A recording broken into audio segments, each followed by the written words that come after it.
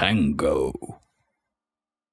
Hello, and welcome to the Saladcast on Sunday, July the 14th, 2024. I'm your host, Dan Train. Joining me today, Zachary Burgess. You know. And Robert Kemp.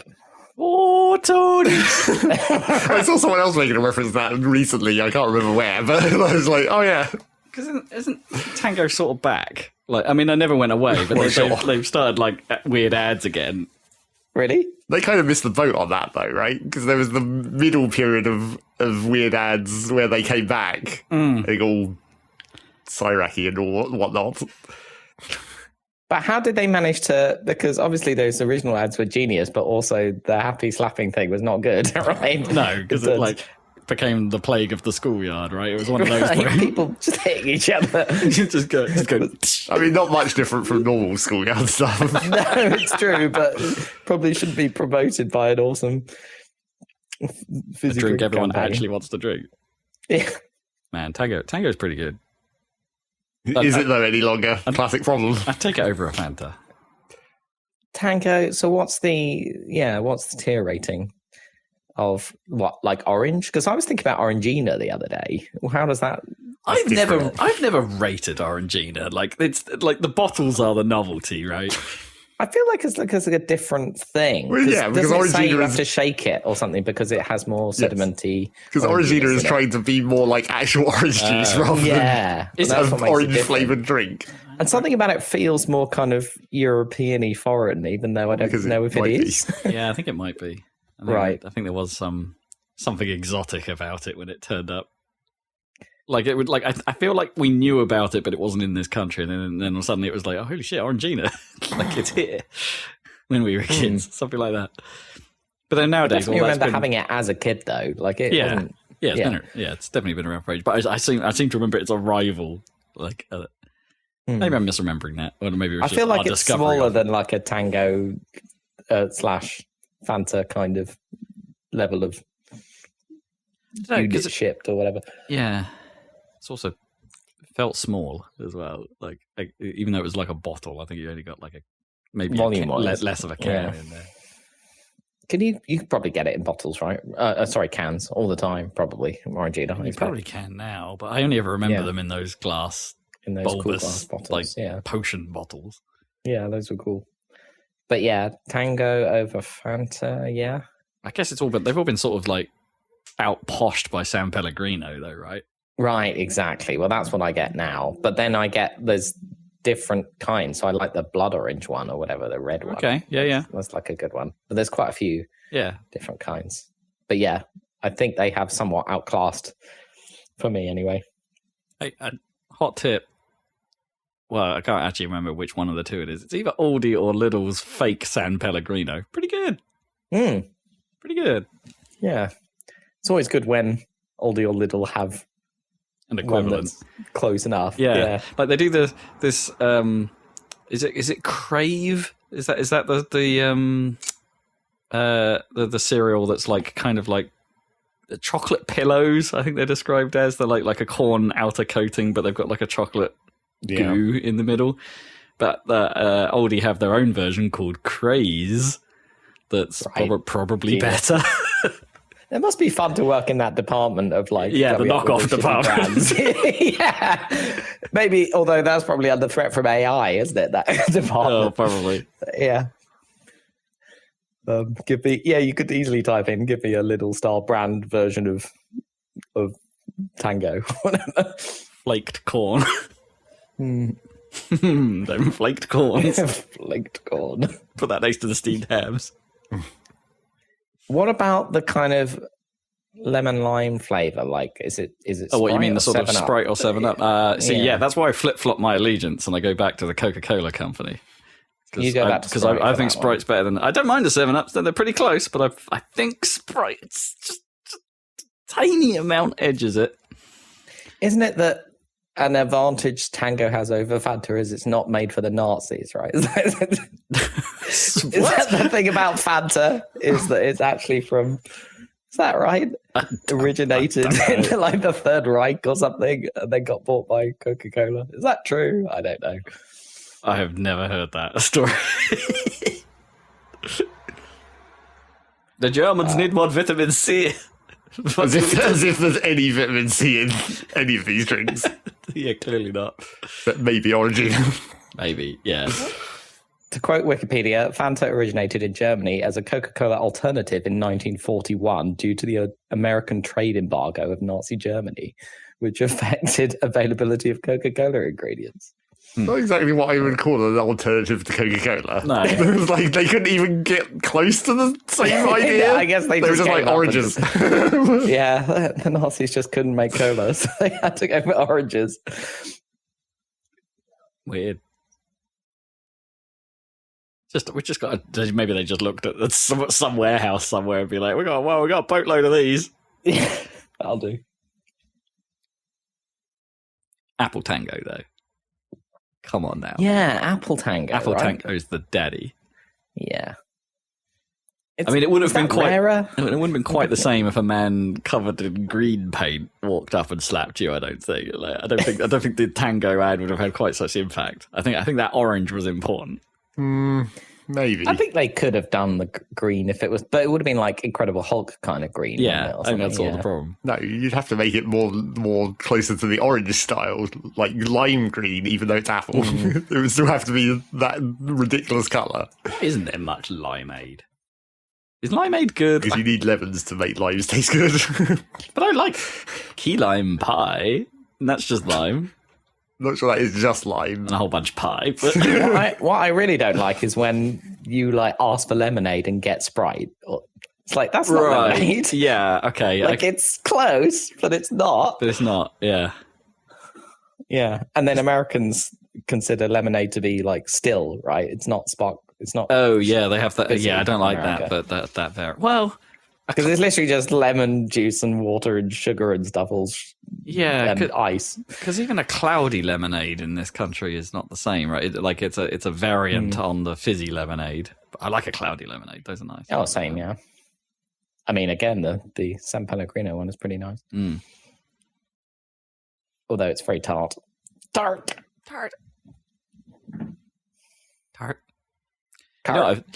You know what I failed to do? I had this whole That's always a good start to a sentence. Games I haven't played. I failed that.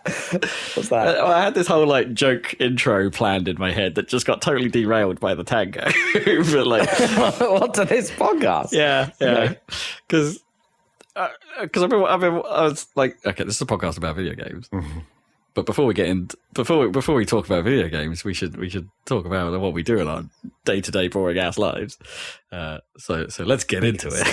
And it's it was something along those lines, and I'd do it more dramatically and elaborate and say something like that, because that phrase, let's get into it. Oh my God, has that taken over YouTube, and it's really annoying the crap out of me now. Oh, you don't like let's get into it? Because every video starts that format has now become the thing, right? There's always let's talk a little bit too much in the intro and tell us everything we're going to be going through, to the point where you've pretty much just gone through it, or some of the time, and then you go, and then thank you for watching this video, but before we get started, a little word from our sponsor, and now let's get into it. And it's it's never any other phrase almost. It's always let's get into it, and it's what could they say? Let's dive right in or something. Well, that also is pretty common. Okay, that's second on. Okay, I mean it's the same. Yeah, but dive right in is pretty it's just that format is starting to piss me off now. It's just get into it. You don't even have to I don't think you have to preface your video all that much. Just do it. Well, you do still need the partitioning phrase between the ad read and the actual start of the video. Maybe, yeah. If you're going to do an ad, then sure. What about I've always stuck in? Stuck in? Let's get stuck in. I don't think you get stuck into a video, really. Getting stuck in feels more physical. That would feel slightly more of a variant. I think I'd be happy with that, because it's not one of the other two. Right? It's just those two phrases. What about people who'd say a question back to you, sort of let's dive right in, shall we? That's in the same category as me, because they've still said let's dive right in. It's all the same category, yeah. It'd be slightly less annoying, I think, if they're about, so how about it, eh? And then the video starts. I already Or even if there was no like, let's about... dive right in. They just go, shall we? I'd be okay with that. Yeah, maybe just say, shall we?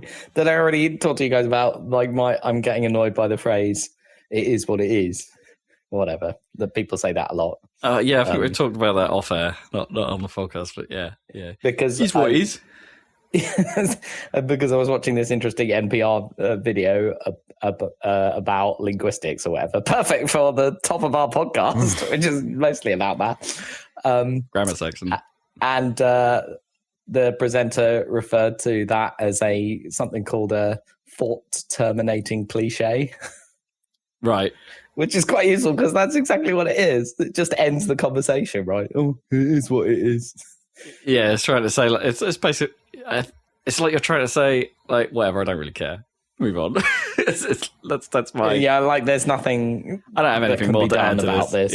Yeah. Therefore, don't bother talking about it any further, right? Or other examples are like, agree to disagree. Let's agree to disagree. It's like, no. I always have real problems with that in text, where it's like, I don't want to continue this conversation any longer. But at this point, luckily, the people I talk to just understand that, like, the conversation just stops. You don't even need to say the non-phrase. You just leave the message, and that's it. Just ghost. There was a small sidetrack that happened on the chat I have with the Cambridge/Yarmouth crew, and their phrase came up when it did go off on a tangent. It was just like, this conversation has run away from me. And it's like, oh, that's slightly a more ingenious way of saying, I want to go back to the original thing we were talking about. Actually, I don't mind agree to disagree, because it's like, it's... Yeah, it's okay. Because you use that when you're in a tough situation, right? Where you're basically on the verge of a fight. Right, let's defuse. Yeah, I guess that one's fine, but like, I don't like it is what it is. It's just he's what he's mate. That. Yeah, I guarantee someone will say that after England. Well, let's see what happens. After England lose later today. We're recording this before the final, by the way. So just so you're clear. Whatever the result is, it is what it is. It's what it is. Yeah, it happened. But you don't say that if you won. That's a no, downer phrase. If you lost, yeah. Exactly. Well, unless you just, I don't know. You could get up in the face of the Spaniards and be like, "It's what it is."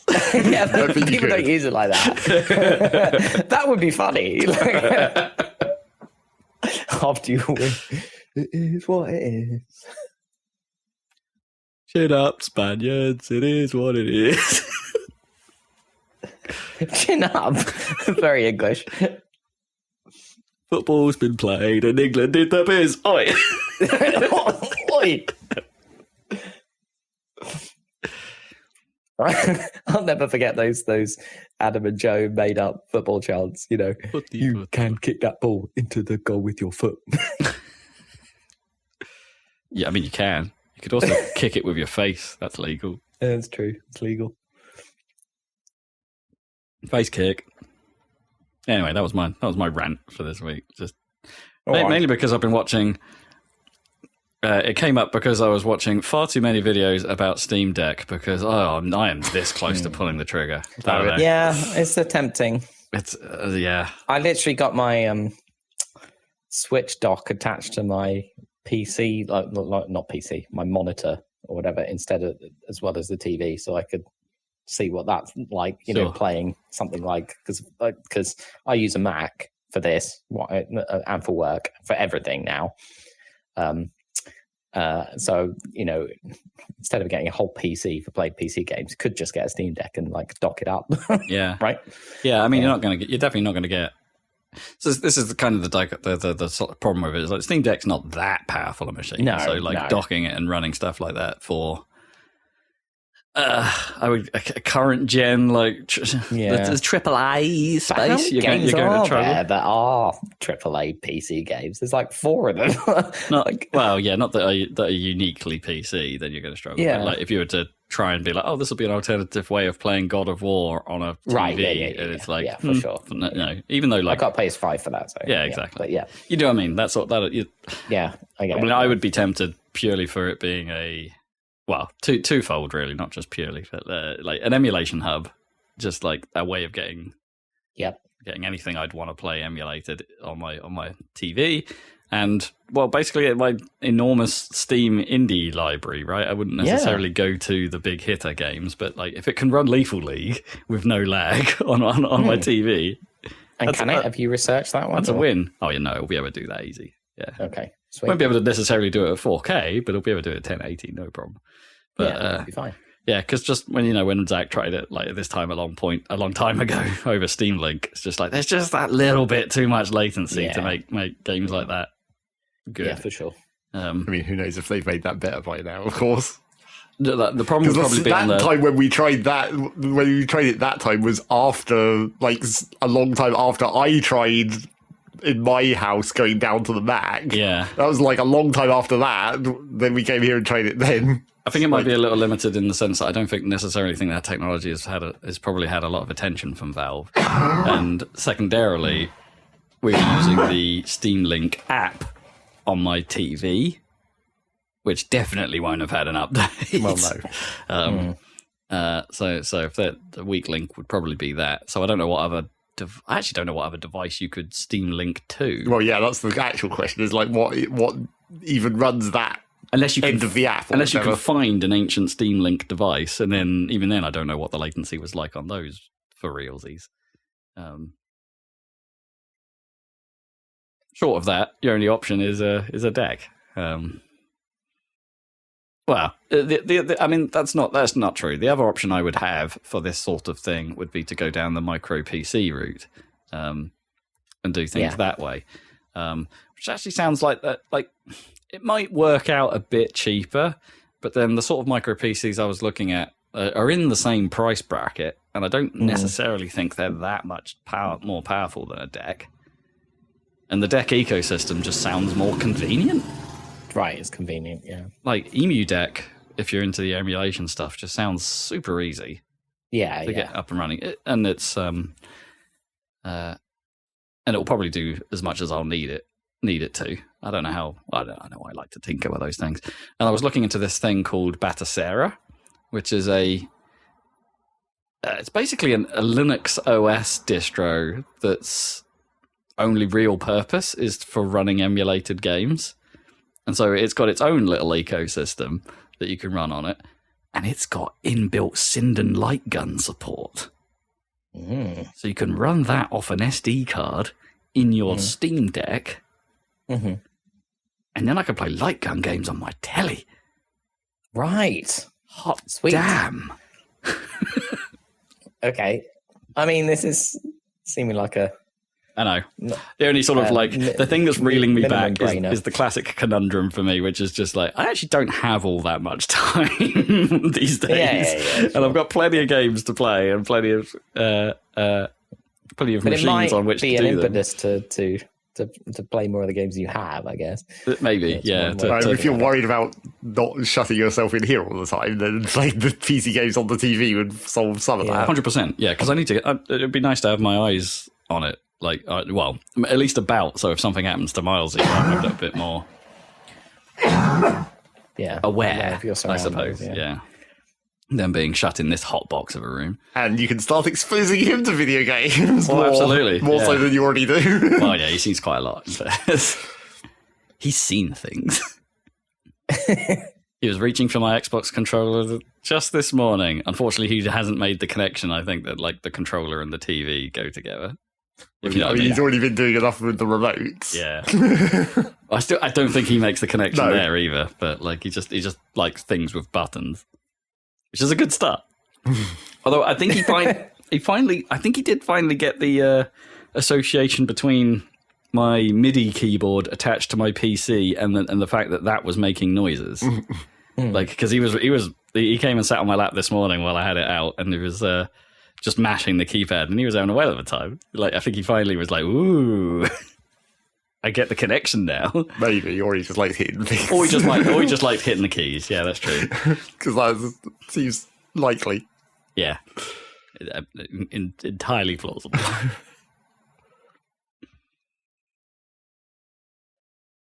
So anyway, that's pretty much what's been going on. We can have a JAG update if you want. Minor JAG update. I don't know if I talked to you guys about it off air, but took a relatively long drive in it last weekend. Yeah. And I think I may have stumbled upon what people are like worried about when they worry about EVs and range and all that stuff. Range anxiety. Yeah. It was a little bit squeaky bum time. So like drove down from East Anglia down to basically Glastonbury, which is good 4-hour drive if you were to do it non-stop. But that's pretty much at the limits of the range of the Jag. And Google was recommending we take I wouldn't say a much longer route, but a bit more of a circuitous route because it's the UK and we appear to be the capital of roadworks at the moment. It's not possible to do a journey without encountering a bit of it somewhere. No matter how short. Like if you're expecting to just... I can't even do it in London. Yeah, there's fucking roadworks everywhere. Even if you're just moving your car and like taking it off and putting it back on the drive, a cone will just turn up. Just materialise. Yeah, it's part of the challenge. Anyway, so it's so we couldn't do it without a couple of charge stops. And on the way down, it was fine. We stopped at Fleet Services, home of the Scott Mills Bridge on the M3, and there were plenty of. There was a Tesla bank of it naturally. Most of it not being used. Supercharger, as I've ever seen. Yeah, a supercharger, but you can't use. Right? That I couldn't use. No, we did check, but unfortunately, wasn't one unlocked to us.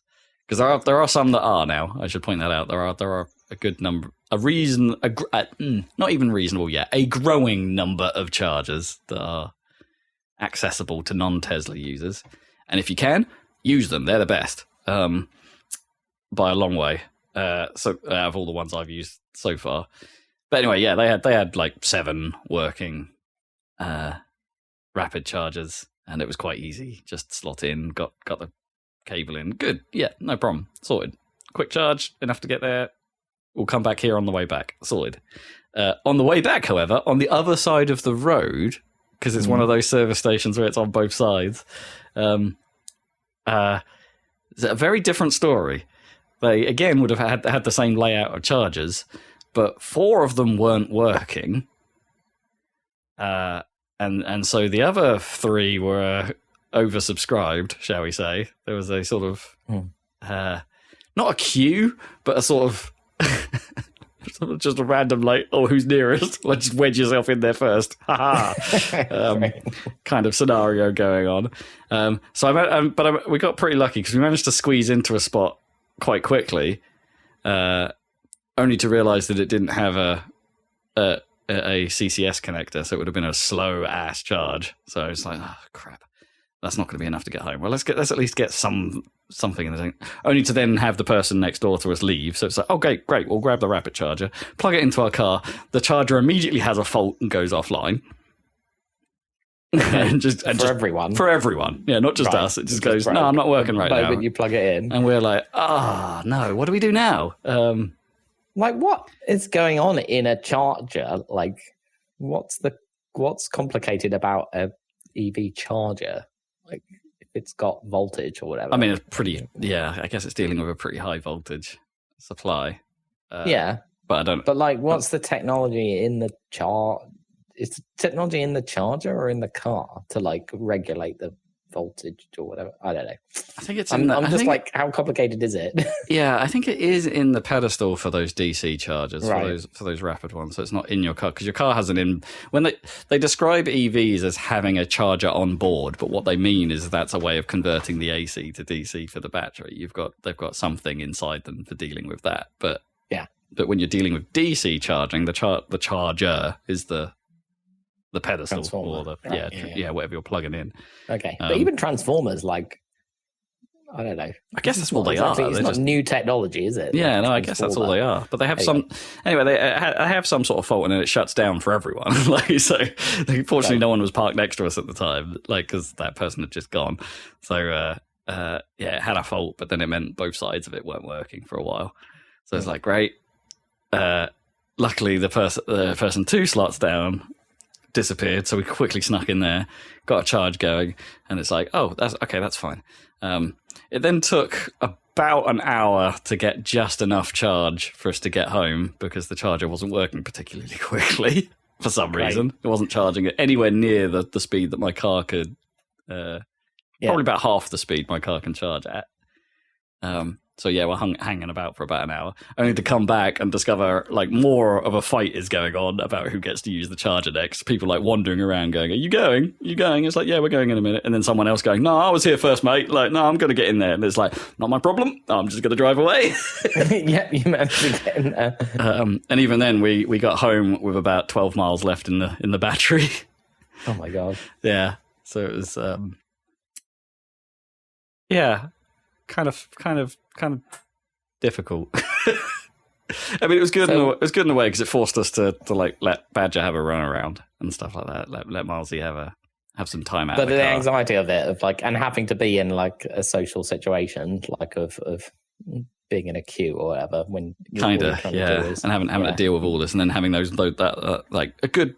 It probably took like 20 minutes, half an hour for us to actually get charging, and then an hour on top of that.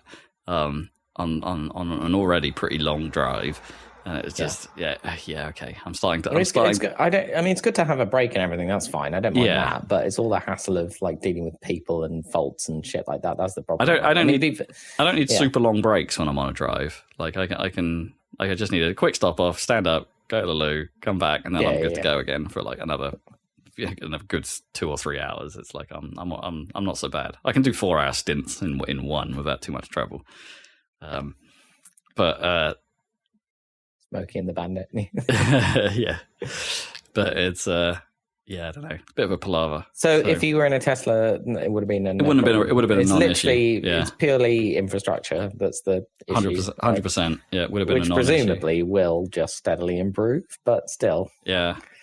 Because the one time I did do a drive and we found a Tesla charger on the route back nearby. Again, that was a bit of a faff. We had to try and find a charger that would on our route because we realised on the way back, it's like, I'm going to need to stop somewhere. But we hadn't really planned a stop. And then it was like, there's a Tesla we can use not far. Let's go there. And it turned out to be a golf club.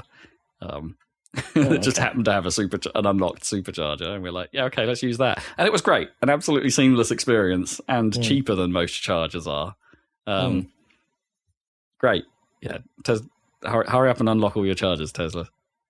Come on. I mean, that's kind of cool that you could. It's not like a golf club could have had run a petrol station. You know what I mean? It's quite cool that you could just random places could just offer it, right? Yeah, exactly.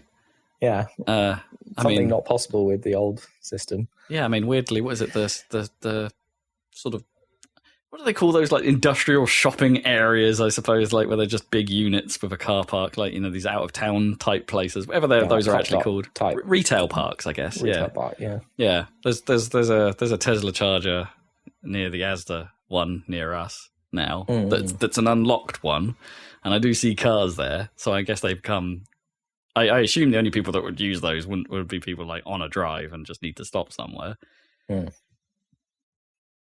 So they do get used, and I assume Tesla are making money out of it, right? Now that they've, they must be making more money by unlocking it, because do they need the brand lock-in anymore? I don't. I mean, who knows? They must have a calculation, right? Yeah. Because maybe it gets people to think, that my next car will be a Tesla or something. I don't know. Have a Tesla because it would be hard to tell. Yeah. And in fairness, they're not wrong. It would be easier. Clever. But also, then you'd have a Tesla, which would be less. But who knows? We've got a new government now, so maybe they'll invest in universal infrastructure. So there you go. Jag update that wasn't about the Jag. The Jag is still amazing. Alrighty, is it time for the video game news? I mean, if you want. I mean, we can do, if there is any. There is a little bit of news. What is going on? And, well, somewhat conveniently, we were talking about, like, the Steam Deck and stuff like that, and it's like a reason to go back and play my old library. Well, for a lot of people, there may be a reason for you to leave Game Pass now. Well, what have they done? Because, boy. Oh, this is a bit too generous. We're not making enough money. Basically, yeah. So, okay, let's cover the headlines first of all. Step 1: all of the tiers are going up by £2 a month. From So I'm only basing it off the one I know. So Ultimate is currently 13 and it's going up to 15 a month. Right. Okay. Not big bucks, but still a rise. And let's not forget, it had already gone up last year around Starfield's release. Mm-hmm. That was they'd so it's not long since the last price bump. The other thing that's happening, and this is the bigger story really, is that the console tier of Xbox Game Pass is going away. So, and they're replacing it with a new standard tier. So this is now where it gets a little bit confusing. So the tiers they will have will be Core, PC, Standard, and Ultimate. Core is their replacement for Xbox Live Gold. Gold is no longer a thing. They just call that Game Pass Core, and that's Which unchanged. doesn't get you any games. It does actually, because games with gold got scrapped. Okay, what they do is they have a very small, like 10 games or something on rotation. Right. That's that you can access through Game Pass Core. So there's that, but it's mainly just your online subscription pass, right? If you want to play COD, you need Game Pass Core. It's your gateway. Console was basically Game Pass for Xbox only. So everything that Game Pass offered, but only on your Xbox console. PC is obviously the same thing, but on PC. And Ultimate was all of that and xCloud thrown in, if you cared. So the complicated bit is because console is going away, what has that been replaced with? Well, it's been replaced with Standard, which is console. Apart from one of the bullet points is now missing, and that bullet point is day one releases. So the thing Microsoft have basically been spinning as the main advantage to Game Pass since its inception, getting Starfield when it comes out. Yeah, and they've been every time they talk about Game Pass, that has been their go-to marketing line. It's and you can play day one releases on Game Pass. Now that has got pretty complicated because they can't use that anymore. You can be and you can play day one releases on Game Pass Ultimate, not on your other Game Pass. They've got to now qualify it with Ultimate. And that's kind of a bummer. And everyone thinks that's kind of all driven by the Activision purchase. Because Call of Duty will be coming to Game Pass, but it's coming to Game Pass Ultimate, and then presumably to the rest of it at a later date. So if you pay for Ultimate, you get the latest COD. You get Call of Duty launch. Black Ops 6, on launch day. Every time, but continuing. So there'll be another one the next year, another one the following year. Okay. Presumably, So, everyone seems to think this is just oh God, we spent all that money. Is COD going to really do it for us? Well, let's try and drive people to Ultimate to try and, make it worth our while, I guess. Right. And then you don't need to buy it. Okay, but you can't use the Standard. And let's bump the price while we're at it. It's it's a double whammy of what are you doing? So I still think getting Ultimate still feels like a better choice than getting PS Plus. To me, because you never had day one stuff in PS Plus, and Sony are adamant they're probably never going to do that. I mean, never say never, but yeah, that's kind of the language they've used. Yeah, they haven't really said never, but they're reluctant because they like the idea of a prestige game costing what it costs. Of which there aren't very many. No, but when they do, they want it to make bank. Yeah, makes sense.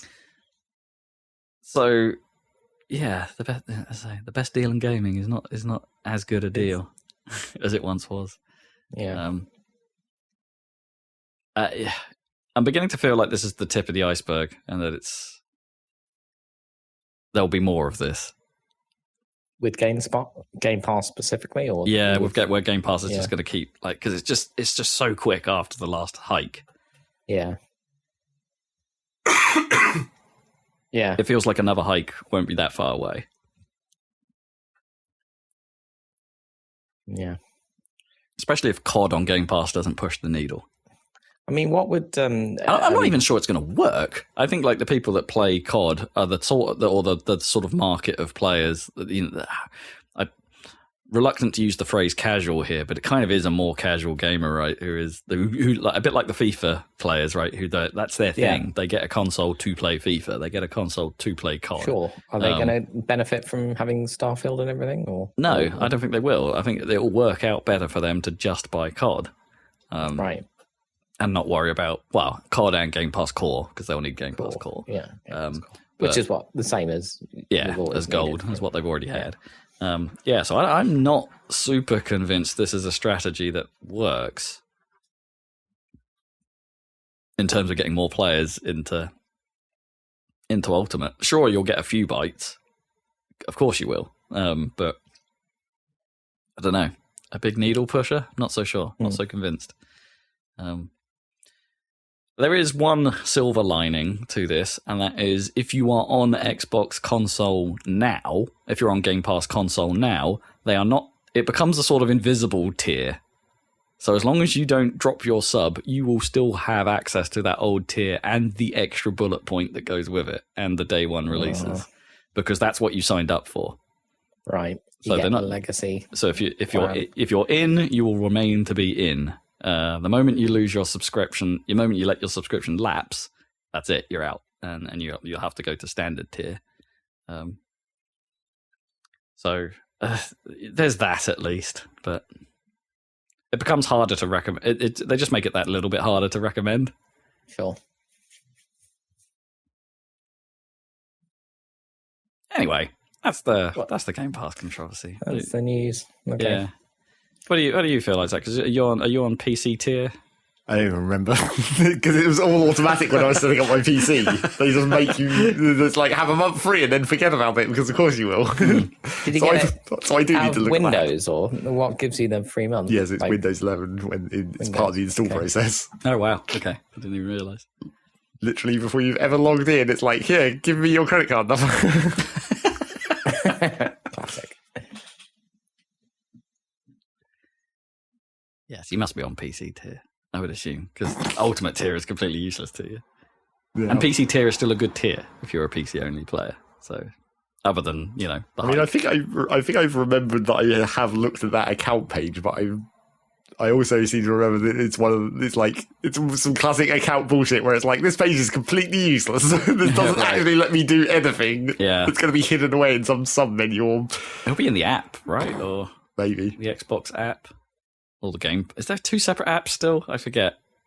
The only ones I've used are the Microsoft Store, obviously, and then the Xbox app, which I eventually figured out the classic annoyance where it's like sometimes the Xbox app says different things to the store, like the Xbox app updates first or whatever, right? With what new games are coming or going away or all that stuff.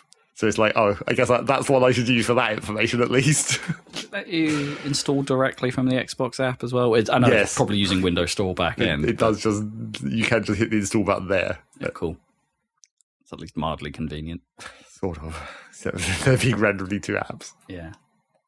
And the store one, I'm not sure the Xbox app does updates. Maybe if you try to launch the game. Whereas the store app, you can just hit the update all button and it just goes through them all. Right, yeah. God, I've never done that. I don't think I've ever got to the Windows Store and found the update all button. I mean, it mostly just updates the literal Windows apps, of course. Yeah. A million miniature updates for Notepad or whatever.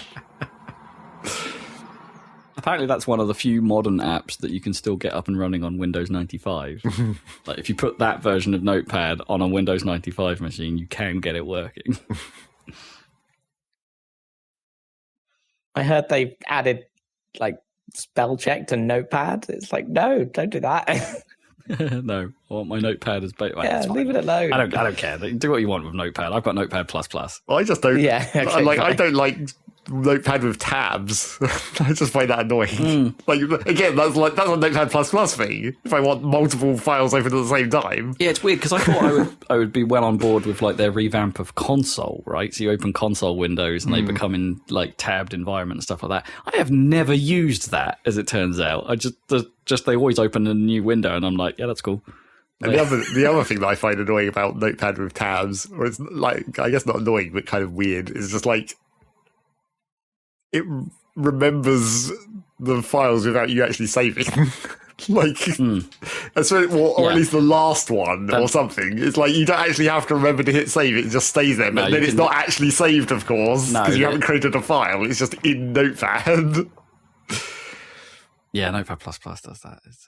It's very. I use that for a lot of like log traces if I'm for work and stuff like that. I'll just chuck it in. I'll make a new and just copy the logs into it, and then it's just like, yeah, great. I can. That will be there for as long as I care. And as soon as I delete it, I no longer care. It's dangerous. Yeah. But it's fine. I'll just grab another trace if it's there.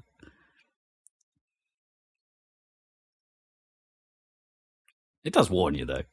Well, sure. It does, like, you ain't saved this. Which is fine. But yeah, I think the tabs is my main problem. Because, again, like, it remembers all the tabs as well. So, like, you close the program, but then next time you open it, all the tabs are still there. So you have to remember to close all the tabs individually.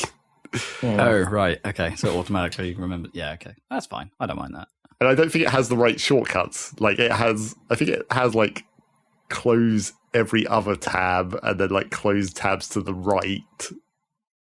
Or you know, it has one of those kind of things, but it doesn't have all of the different versions of that I'd want. So sometimes I'm just like, I'm going to have to go do this manually on each individual tab to actually get rid of the ones that I want to get rid of. Like a close all but this. Yeah, I think that might be what it's missing. Like, it does to the right, but not everything apart from the one you're looking at, which is not necessarily all the way to the left. No. Close all but this is the best. I love that. Apparently, if you I can drag on the little gear icon for the settings in the notepad, it spins like a stupid Easter egg. Sweet. It's fine. I've got another year until I have to move to Windows 11. It's fine. Why is it a year? Because October 2025 is the end of support date. Blimey. For Windows 10. Like end of support. I think that's when like security updates and stuff like that stop. Okay. So yeah, I'm aware that the IT department at work, for instance, is now having to worry about that. They're now like, well, we're going to start now. Yeah, we might be done in time. Which means at some point I've got to deal with that. I've got to deal with my system probably updating randomly, and I'll be like, now nothing works. No, I'm sure it's fine. I'm sure Windows 11's fine. Well, Zach can tell you. But he won't. Right, no, not much. I'm not in the same. I'm not even close to being in the same like environment as Rob would need for either his work or his music. No, I use the most basic shit comparatively. It's pretty irrelevant these days. What they do. They're not as system hoggy as they used to be. All these different use cases, I suppose. I don't know. You can be a little bit careful. I think it's just easy. Like when you're running up, I don't know, DaVinci Resolve runs a database server of some description in the background. It's like, some of the instruments I have for FL Studio, they have their own like license server that needs to be running on your system. It would be nice if they didn't. They just didn't do that stuff, because the whole point of me like running separate systems was to keep the gaming machine clean, right? But then I pollute it with the ability to record games, and it does just become inconvenient to have to swap between them at some point. So maybe I won't do that in 11. Maybe. We'll see. Watch the space. Yeah. I'll be a single machine man. Or a single boot man. I'm boot man. I'm a single boot man. All right, well, that's the news. I don't think there's anything going on. Well, no, the only other thing I noted, because it's like mildly funny, is that if you're an Amazon Prime customer, Suicide Squad's going to be free. The game. Suicide Squad Kill the Justice League. Yeah. Lol. Yeah, I mean, that game has bombed. That bombed, yeah. There was some important news for my end of this year. They've announced the release dates for both the Factorio DLC, and Satisfactory 1.0. Oh. They announced them basically at the same time, I think intentionally. Like, it feels like the devs are probably talking to each other behind the scenes, being like, let's not launch these at the exact same time, please. Can we stagger these a little? So it's like September for Satisfactory and October for Factorio. I mean, that's not a lot. That's not a lot of difference.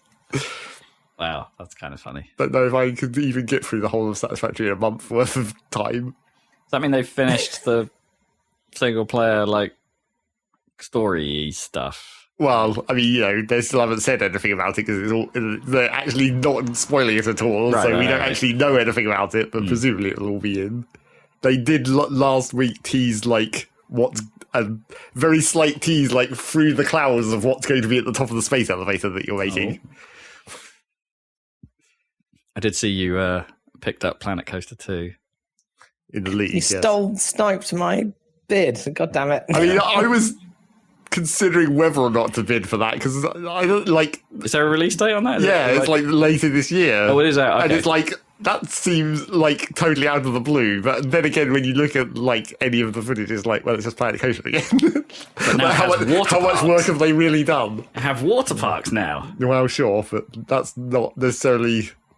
What is the evolution of Chief Beef? Well, he's still there. I saw that. I did go and look at the website and be like, can I see a Chief Beef? Oh, there he is. Excellent. You gotta have Chief Beef. That's all I care about. Chief Beefs are the best. Someone really does need to, like, materialize that into an actual, like...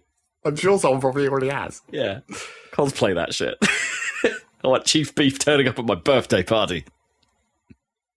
But yeah, it does seem like... I want to eat a piece of him. A bit too abrupt.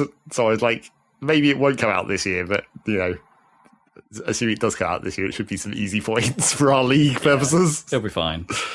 I mean... Oh, I forget the studio name now, but it's... Frontier, yeah, it's the Elite guys. Yeah. I mean, it's a safe bet. Yeah, it will score averagely unless they actually have done a lot of work to make it better than Planet Coaster 1, which is, what the people who like Planet Coaster are actually worried about. Yeah. Like, have you improved the systems? Oh, but it could be a 2-point campus, which didn't really grab me. I'm sure that game's fine, but it didn't really hook me. And then lost me completely when it started. The Game Pass version of it on PC started crashing constantly. But... So we'll see about that. Not going to have time to play that, though. Got Satisfactory Factorio at the end of this year. Yeah. Look forward to that. Look forward to Zack sections being entirely there. Well, yeah. No doubt. In Factorio's case, especially, I don't know if I'm going to be able to talk about that much, because I've already talked so much about, space exploration, the mod version. I feel like there's not going to be a lot of stuff that's kind of shared. Sure. From what they've been showing, anyway. Although it seems like the thing that, from the blog post, it seems like the thing a lot of people are more interested in is just like the actual, like what they're calling 2.0, which is going to be a base game update when they release the expansion. Oh, okay, right. So there's going to be some legitimately new stuff, but a lot of like, not exactly bug fixes, but always like changes to the systems and UI and stuff that are just going to make it work better. Is that to like accommodate for the expansion, like things they didn't want to maintain separately? Well, I mean, it's not going to be separately maintained anyway, because the 2.0 patch is going to be the base game because of the way the expansion is basically functionally a mod. Like you install it in the same way as a mod, and you can activate and deactivate it, and even like sub parts of the expansion you can turn on and off through the mod menu. Interesting. So like the quality mechanic you can turn on or off. Quality. So yeah, and some of that even ports back into the base game as well. Like theoretically you can play the base game of Factorio, but with the like elevated rails from the expansion, but without the expansion. So it would be like you'll get the elevated rails, but you'll still only be playing the base tech tree or whatever of Factorio. Right.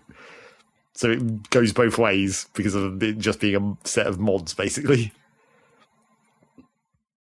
I think I'd both love you and hate you, Dan, for like introducing me to the football quality thing, by the way. You're going to hear a lot of that tonight. just every time that comes up, it's just like, quality! I mean, it's no different from Plum Last. Plum Last in F1. Yeah. Plum Last is a good one, though. That's just my favourite cliche in football commentary, is people talking about quality or lack thereof. I'll say quality to every time the word comes up, but it's more about the quality, right? It's not just quality. He hasn't got the quality. Yeah, it's true. Whatever that is, or they just don't have the quality. I don't have the quality. What's he doing? He thinks he can walk it in. I feel like. Has that always been one? I don't think. I think that's been the past 10 years or something. Yeah, I want to say like the quality feels like a sort of recent thing in football commentary. I doubt it. I say recent, like in the last 10 years, 5-10 years, something like that. But I don't know. Definitely, I feel like I've noticed it more. Like the other thing I've noticed, there was one in the ITV commentary.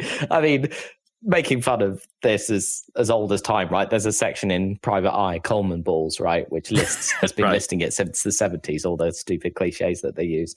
But there was whoever the Scottish commentator guy that they kept going to in the game, the ITV commentary on the England game last week. He was like, "We've got to go ahead and win the game," or something like that. We're just gonna literally. He said that. I mean, that's what anyone like in the post match interviews, right? That's all anyone ever says. It's like, we just got to get together, and then the next game is it is what it is. The next game, and the next game will be the next game. Like, but that's why our in joke is like it's hard to win when you don't have the ball. Well, I mean, that's a good one. Yeah, I mean that was actual commentary, wasn't it? Yeah, it's hard to win a game of football without the ball. Or our other in joke, which is much more specific and couldn't quite keep it in play. Oh, I thought that happened, didn't it? Like there was a moment where he couldn't quite keep it in play, I think. Couldn't quite keep it in play is from a video game when you just punt it a mile off the pitch, but the commentator doesn't know that, so he just couldn't quite keep it in play. That was Actua Soccer. Yeah. Was it? Or was that a FIFA one? No, I'm pretty sure that was Actua. That was Actua Soccer. Yeah. Okay. I still think of my favourite was the time we were watching random Olympics during the middle of the day, like 15 years ago or something, and they were doing interviews with some swimming team or something, and they were like, "What have you been doing to prepare?" And one of them was like, "We've been thinking about things that make us swim fast." Oh yes, yeah. That's I was like, "That is excellent." They've not actually been doing it; they've just been thinking.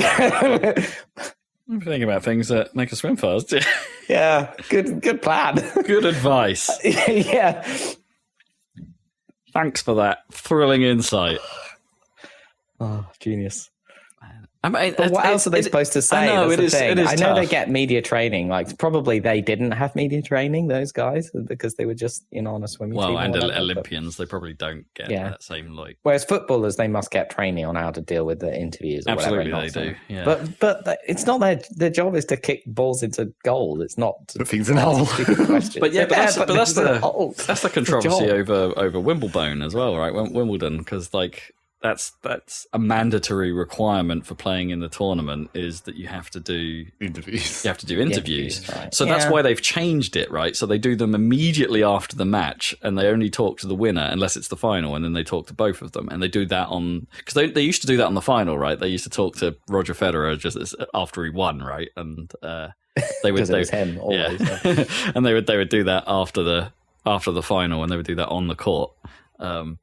But every other match, it would be done in a press room at some other time on the court. But plenty of players were just not turning up to that, and it became a bit of a problem. And it's because they didn't want to do it, right? And I think that's fair enough. It's like they didn't want to do that. So their way of addressing that is just no, we're going to do the interview on the court every bloody time. There's no escape. Well, I mean, now you just have to start legging it, right? As soon as the last point goes in, just sprint off the court. I would love that. That would be so good. Because it wasn't like Emma Raducanu, which I think she was one of them that's not really into that whole thing, and bailed on a few of them. And she's got extra pressure being British or whatever. Sure, I would say, an early quote unquote prodigy that hasn't really fulfilled her potential. All that commentary around her. So there's a blah blah blah blah blah. Anyway, the one. Does anyone ever shout "Come on, Tim" when she's playing? Always like that. I haven't heard that this year, actually. Yeah, it's so funny when they did that to Andy Murray. Yeah, come on, Tim. So mean. Come on, Tim. They still call it Henman Hill, don't they? Yeah, I mean, that's fine. It's just because it's alliterative. That's the only reason. Or Murray Mound. I think the Murray Mound. I think I've heard people refer to that as well. Like Henman Hill is Murray Mound. It's the same thing. Yeah, the other thing I've noticed, it Raducanu Ridge or something? It's gonna they just keep going with the alliteration. Yeah. Oh, we should do that. They should have that. I haven't heard that one, but yeah, they should. No, I just came up with that, so I don't know. They should do that.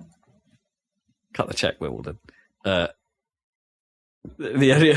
only other thing I've noticed in commentary recently is like there seems to be so much like hyperbole about like certain events to the point like where they always go, they'll be talking about this one for decades to come, and I'm like, no, they won't. No, they won't. It'll be like maybe a year. They'll refer to it like at the next Euros, maybe. Right, but the Euro '96 quarterfinal, whatever penalty thing, whatever that it does ring through. Was it quarterfinal? Or was it semi-final? I can't remember. I don't know, but it's like almost everything I watch. Like there is some hyperbole to that nature bit that said it's like, oh, what a cracker! They'll be talking about this one. It's like, no, they don't. I've already forgotten. No, they won't. No, they won't. It's like you got to stop using that as a fallback to fill airtime with your voice. Yeah, I suppose it's just hyping things up. Let's make it more exciting. If you're susceptible to that kind of hype. But I would much prefer talking about phrases you hear too often. I think I would much prefer a "let's go" than just something a bit more like European football coverage, right? Where they say goal for 5 minutes. I don't think you would like that for very long. Maybe not. But maybe just if it was actually that good, if it warranted the hyperbole, yes, I think I would be fine with. Do you remember when there was that bit on The Simpsons with football? Open wide for some soccer! And just making fun of, obviously it was just Americans making fun of football, which was obviously much less popular in America in like 1993 or whenever that joke was made. And they were all like Brazilian, weren't they? Like kicking, low scoring, and ties. Yeah, they're all Brazilian named or with random names, and nobody was moving. Right, the picture was just had like all the players just standing still, passing the ball. Passing. Much like England's game. Hi-oh. And there was it was meant to be a joke. I think that it was like, this will finally determine what is the greatest nation in the entire world, Mexico or Portugal. Yeah. And I guess for Americans, they consider those like not important, and that's inherently a joke or something like that. Yeah, but like, wasn't it? That would be a great match, Mexico Portugal, I'm sure, featuring players such as didn't they do like a flyby as well, like featuring players like Ronaldo and Ronaldo the second. Yes. Arigato. No, not Arigato. It was like Oregano or something. No, it sounds like Oregano. What am I saying? I can't remember what they were. Senor Oregano. They were South American sounding names, which I failed to do completely. Oh man, yeah, that was funny. It's up there with Sunday. It's Arriaga, isn't it? Arriaga 2. Oh yeah. That's it. Yeah. Soccer. Yeah, up there with Sunday. Not quite on that level, but yeah, open wide for some soccer. That's the kind of enthusiasm we need.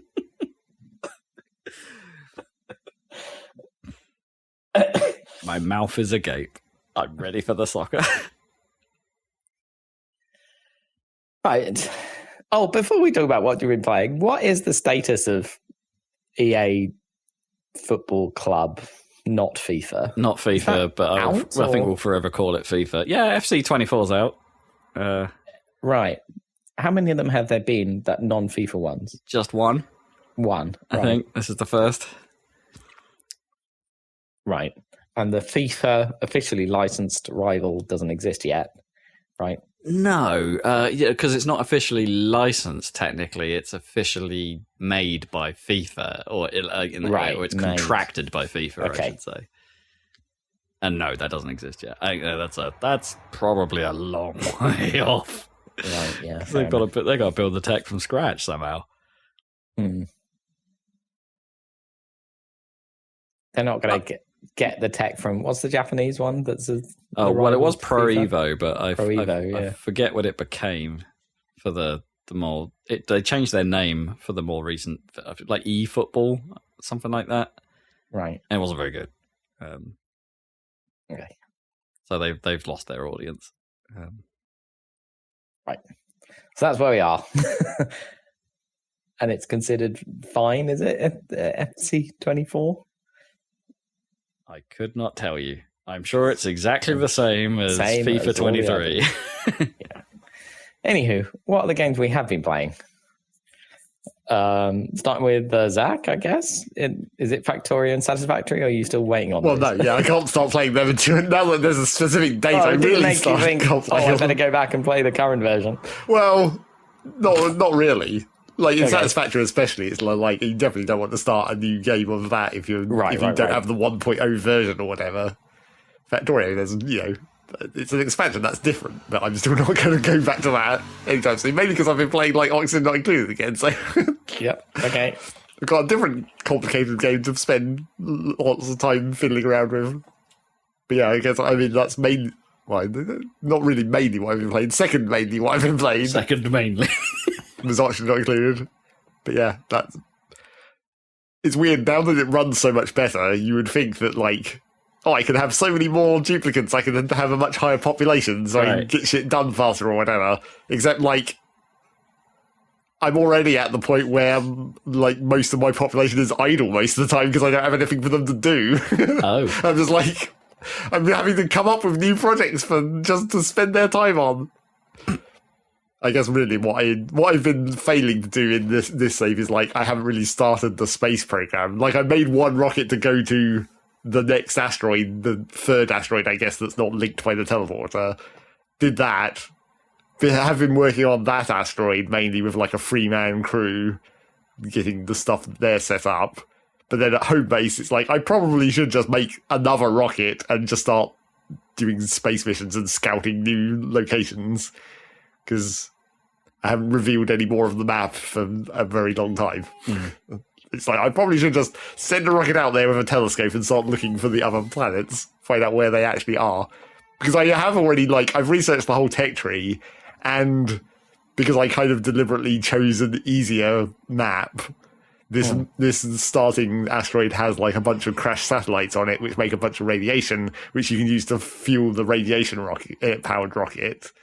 Which means, fuel is basically free, or it's basically electricity, I guess. Okay. You use the electricity to run the thing that collects the radiation, but then apart from that, that's all you need. So... Is that a viable strategy in real physics? Not really. Not collecting radiation. No. A radiation-powered engine, yes, but, not sucking radiation up from somewhere and putting it in a tank. Yeah. But yeah, I should just build, probably multiple extra rockets and just start firing them out because the radiation engine is free. The only trouble is keeping them the food supply, obviously. But I've got plenty of non-perishable food at this point, and I haven't even tried the new. Since I last played, they've introduced a new building specifically for that, the dehydrator, where you can put food in there and dehydrate it for making it last. Well. Because I haven't tried it, I don't actually know, but the text implies it lasts forever, which would be very useful. Except you then have to build the rehydrator inside the spaceship to be able to rehydrate the food when you want to eat it. Right, yeah. And it requires water, obviously. You take the water out with the dehydrator, but you need to put it back in with the rehydrator. So you'll need some kind of water supply built into the ship as well. But that could potentially make any food non-perishable, depending on if that works. Like that. Like it seems to imply it does. And there's also the new, single tile storage unit as well that, acts as a floor, but it also acts as a storage. So you can store potentially a lot more stuff. Except usually I prefer to use, grates as the floor in the ship because then you can have atmosphere in them. It gives you a whole extra tile of atmosphere. Oh, okay. So you can, if you just fill the ship with oxygen or whatever at super high pressure, every extra tile means you can fit an extra however many days worth of oxygen in there. Is the weight of like air modelled in the ship? No, nothing inside the ship has any effect on the physics. Oh, of the ship itself. Yeah. Right. So you just cram as much stuff in there as you want.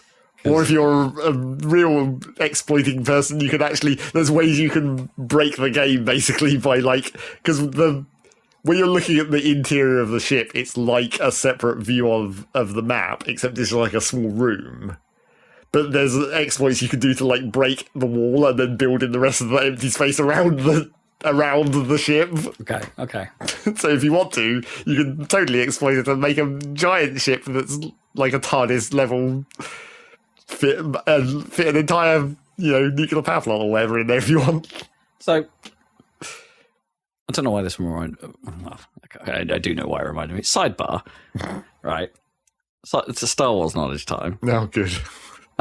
So I've watched the first episode of Acolyte. I mean, I'm not up to date on Star Wars knowledge, having cancelled my Disney Plus subscription and not watched half the. Well, no, because I know about space whales, but I haven't watched Ahsoka. Yeah, Anyway. Well, yeah, not until like I guess Endor 2 comes about, then you might be interested. I suppose that might be the good one. Yeah. So yeah, I watched the first episode of Acolyte, so there's a. I don't know if in Star Wars lore this is possible, right? So there's a ship crash, spoilers, in the first episode, and Crash into a planet.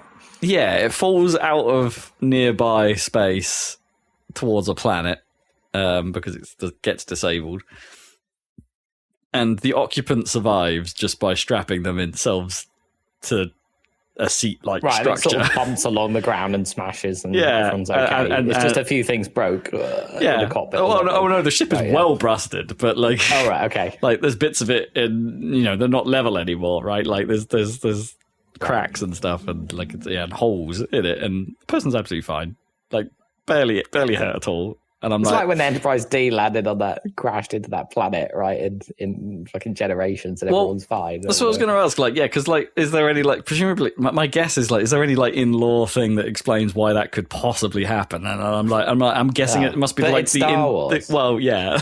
Apart from that, in Star Trek, it would be inertial dampeners, right? Yeah, presumably Star Wars, the gravity making. Yeah, Star Wars ships must have something. I don't know what it is. Yeah, but they don't go into it, do they? I mean, presumably they do in Wikipedia or whatever. Maybe if it's ever been specified.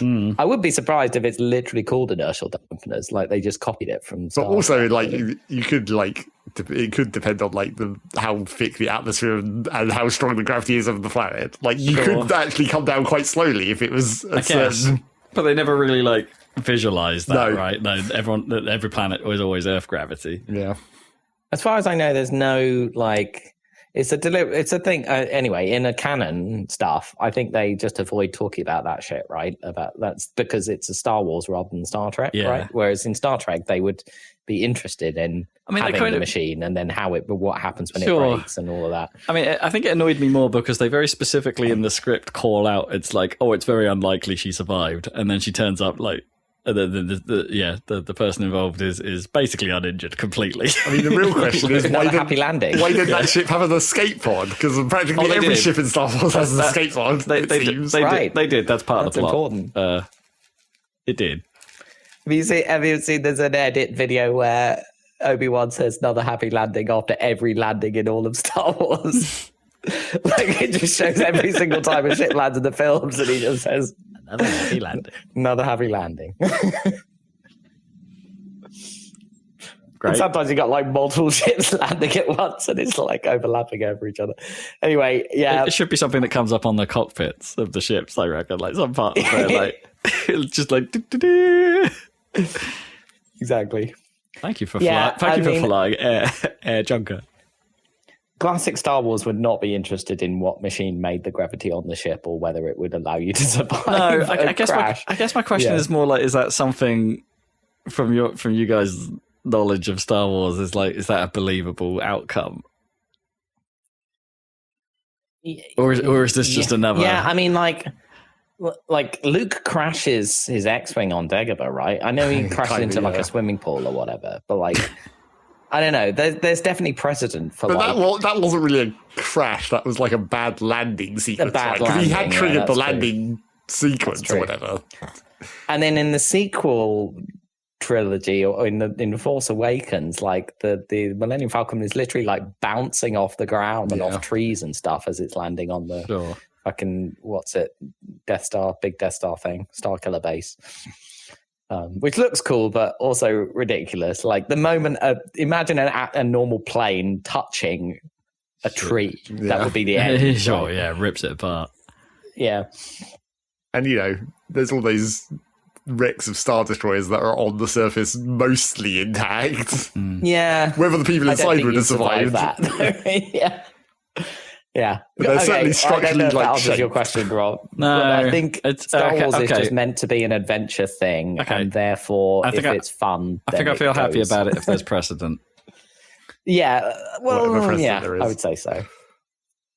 I don't know. It wound me up a little bit at the time. I was just like, oh god, really?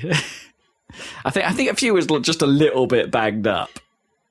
Well, and there's no reason for her not to be either. Like the way that scene is set up. But isn't there a crash ship in the past at the start of Andor, right? When he's a kid and he gets whatever rescued by his mother.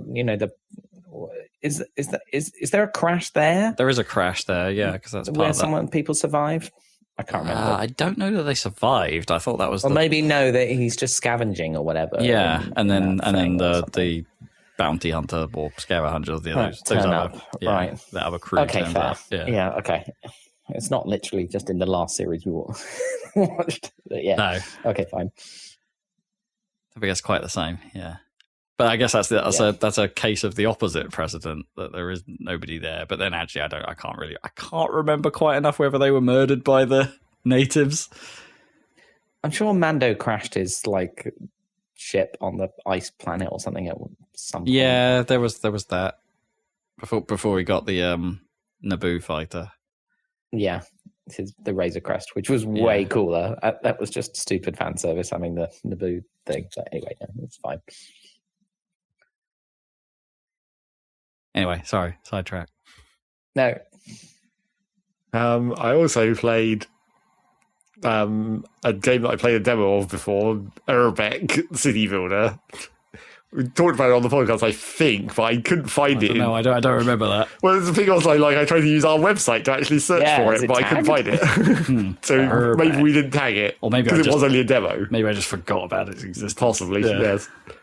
But yeah, it's a city builder in the vein of the old Pharaoh games or whatever, where it's about upgrades. Like you just put down generic housing, and then it just, depending on what services around it, it gradually upgrades as you progress up the tech tree or whatever.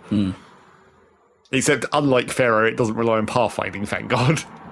Because that was the problem with the old Pharaoh games, is the way the services were distributed to the houses was by the dude walking past them. So if you had the fire station, it's here comes the fire guy who has to walk past the house for it to realise that it has the fire service. Right. And so you got into this whole ridiculous setup of So it can be quite a delay, is it? Yeah, and also random pathfinding. So you eventually, if you're super optimal, you'd be you have the houses on the main road, but then you have the back path where only the service people go. But that's actually the best place to live. Well, it has all the services because it hits both sides of them or whatever. But yeah, this game is much simpler. It's just areas of effect. Did they? No pathfinding. Did Pharaoh invent the agent system from SimCity? Probably. But yes, no pathfinding necessary. Not even any road pathfinding or anything. Okay. It doesn't model any traffic or anything like that. So it's good SimCity. Kind of. So I do, even in the older SimCities, some of the pathfinding was okay, even if very simple. But yeah, this is just areas of effect, even to the point of when you're building a bus stop or whatever, it's just this bus stop gives you a zone of connectivity around it, and that's just one of the stats that the houses need to upgrade. Okay. And what, just the bus stop? It's not I feel like that should be tied to also if you've got good roads nearby, if it's got a highway or something. No, it just has to be in the zone of connectivity. because there's only really one kind of road. So you could just put the bus stops down with no roads, and it'd be like, yeah, they're connected. Well, not really, because the roads. There's only one kind of road, but all your roads need to connect to each other.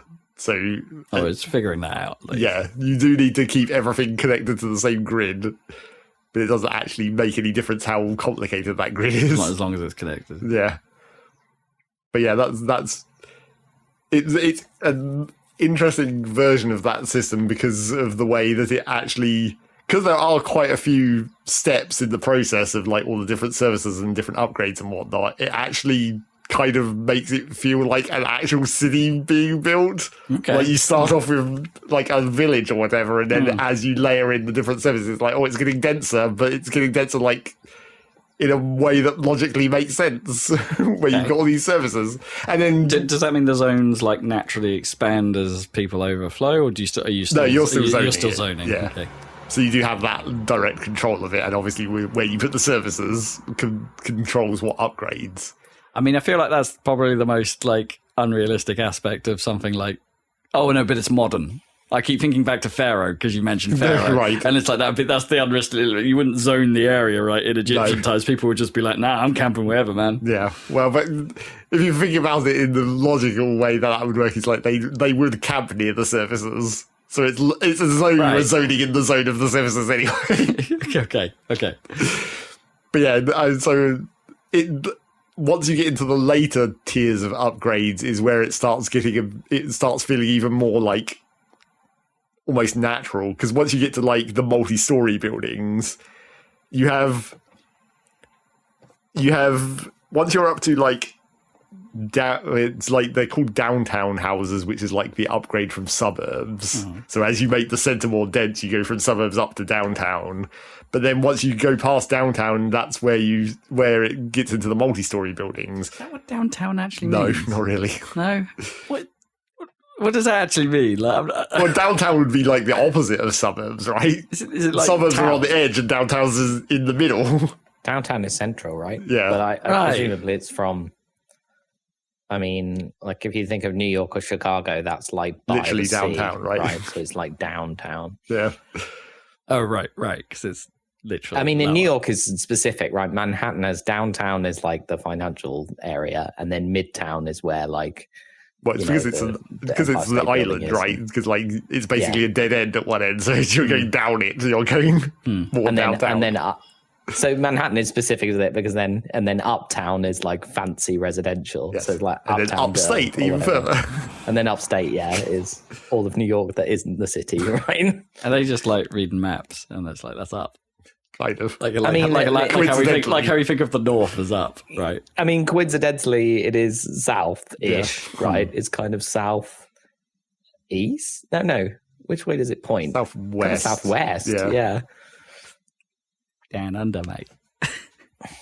Yeah. So you get to downtown, but then when you upgrade those, it sort of branches at that point in the density where you build a bank, which gives the banking service, and that converts the downtown into like mixed use commercial.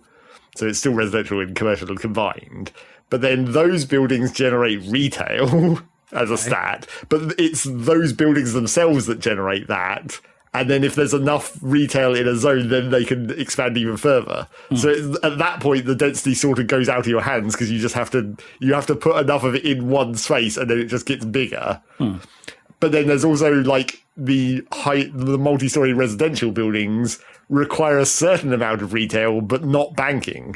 So you have to like on the edge of the zone of influence of the bank, you have the buildings that are close enough to the retail to get the retail influence, but not close enough to the bank to turn into commercial. Then they become the multi-story residential buildings instead.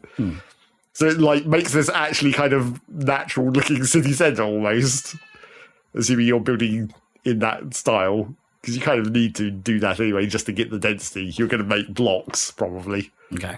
And you need somewhere to put the services, so maybe you're making a block with like a little centre area or whatever. A hole of services. Yep. Come to the service hole. Well, and also, like, you have a lot of the buildings they don't have to be, like, actually touching the road. So something like a bookstore, you can build way off the road in the service hole. Put that in the service hole. So Putting things in service holes. So you don't have districts, you have donuts. Yeah, pretty much. If you want to do it like that. Come on down to the downtown donut.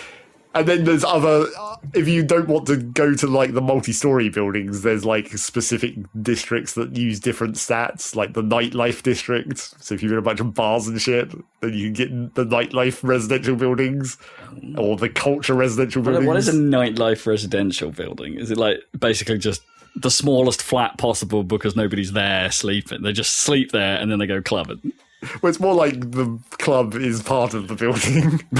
Right. I guess. Wait, so they sleep to the steady thump of techno? More like a holiday resort, that kind of thing, probably. Okay. I guess. Except not like a holiday resort. That's a different thing. A big hotel. There's a completely different landscape for that, because there's actually, not only is there this whole upgrade process of the buildings, but in like the different types of map have different upgrade trees as well. So like you have the temperate map, which is the basic one. You have the desert map, which has all the desert themed stuff. Casinos. I don't think I went. I didn't go up the leisure route on that map. I ended up with a giant religious neighborhood instead. Okay. With a bunch of churches. And then, like, the third map that I've just started is like the islands map, which has its special thing is, well, basically beach resorts, right, and fishermen. So, like, you have you have the conflict between where, like, do you want this area to have the beaches, or do you want to have the fishing docks, because you can't have them next to each other. Stinky fish do not a good holiday make. Yeah. So yeah, that is the map. The map type determines that upgrade tree as well, to some extent. I mean, there's quite a bit of overlap between them. But yeah, and there's also some actually really weird side grade branches on the upgrade tree. Like if you build residential in an area that's polluted, it turns into shanties, which is a completely different branch from regular residential, but there is still like an upgrade tree to shanties where you can turn them into like tenement blocks, and then also some of the shanties turn into like rebel houses, which gives you the self-organization zone of influence. And if you have enough of that in your area, you can start building like anarchist colonies and whatnot. What? It's like this weird alternate. How does that benefit you? Well, they still work the same. It's just a different way. It's like it's the upgrade tree for polluted areas of residential, basically. Ghettos, basically. Yeah, kind of. But yeah, you can get all the like impoverished tree is what you're trying to say. Kind of, except it's more like weirdly the anarchist tree, where they're all like self-organized bookshop and black books. Oh my god!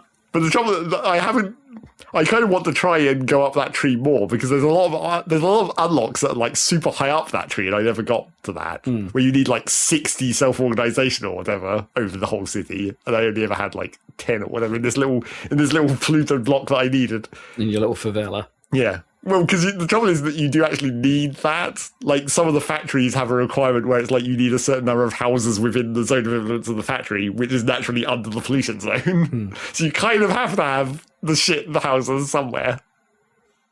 Get those workers in the factory. I mean, you can replace that with social housing instead, which is rather than zoning. Because when you zone the housing, if it's in the pollution cloud, it turns into the shanties. But like social housing is a completely different like building that you just put down, and that's not affected by pollution. Okay. So you can just like, if you do it that way, you can avoid having the shanties for a cost of electricity or whatever, I guess. Is the word shanty in this context the same word as like sea shanties, the song? Maybe. I'm a bit yeah. I'm not sure what the origins of the words would be. Is shanty just like slanty crap? What, that sea shanty is slightly off-key music? Like slightly janky ass music. Or was it just music that people in literal sea shanties would sing? But see, the sea shanty is so right, like shanty town, but coastal. But coastal, yeah. And they would sing those music, so the music became known as a sea shanty. Maybe. Anyway, let's not look that up right now. So that's this game. The one problem, if I bought a pizza, if you bought a pizza, common occurrence, yes, okay. Yeah. And I transported it poorly, so all the toppings had fallen down. The pizza shanty. Or is it a shanty pizza? Pizza shanty sounds more like House of pizza. Yeah, I mean, I'd go eat at the pizza like shack. Shake Shack, whatever. Yeah. But why don't people go to the? I'd go eat at the pizza shanty. The pizza shanty rather than the shack. Surely shanty's a better word than shack. It means the same thing, does it? Well, yeah, kind of. Sorry. Come on down to the pizza shanty. So the one other weird thing about Slightly this, wobbly, slightly wonky pizzas.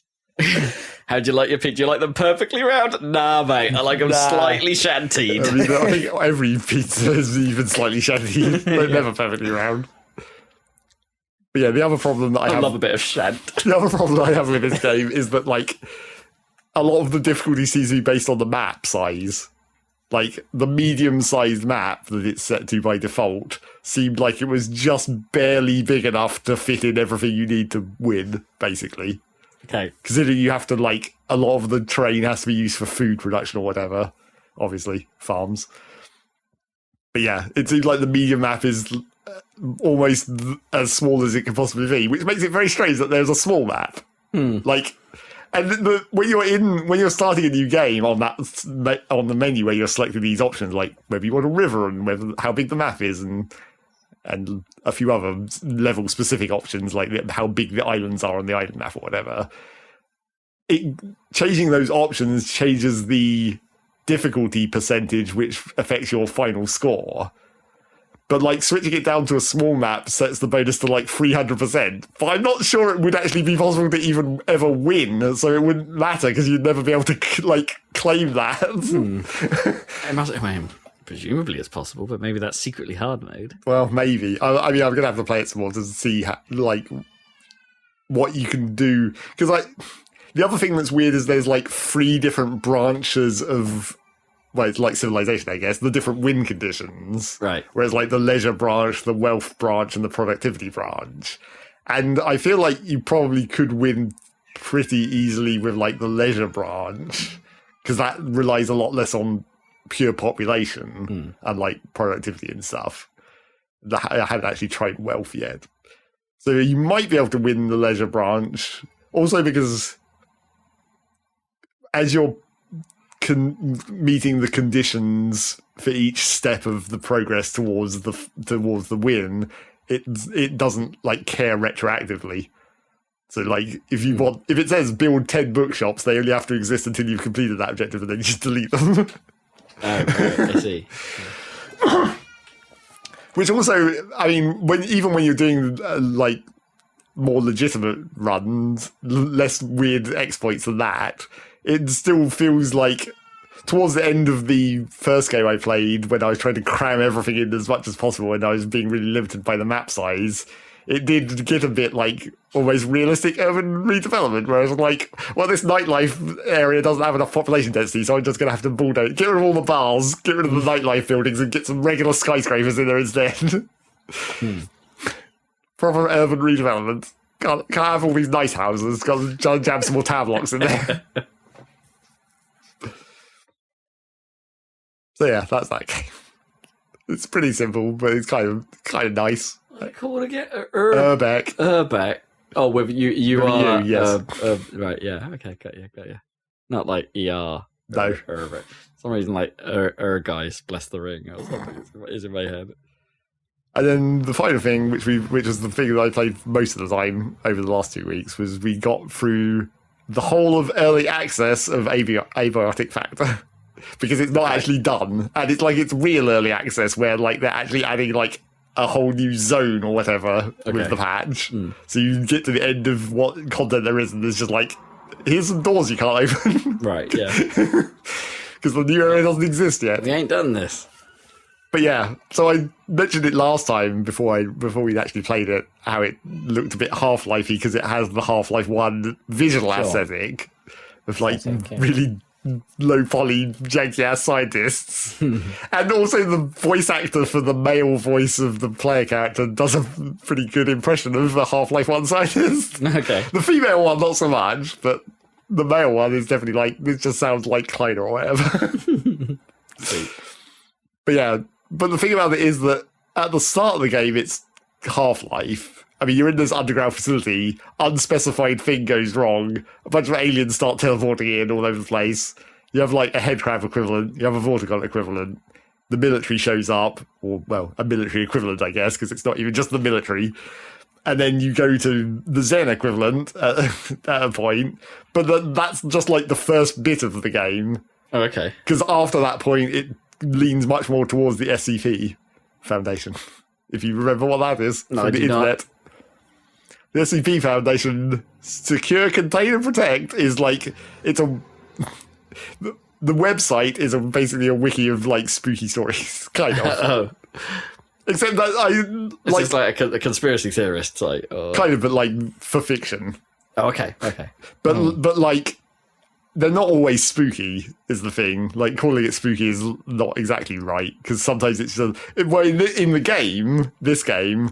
They're just called anomalies, so it's just like weird. It's sort of like Control as well. Yeah, I was about to say that sounds very familiar. I mean, that's probably where Control got the inspiration from as well. Yeah.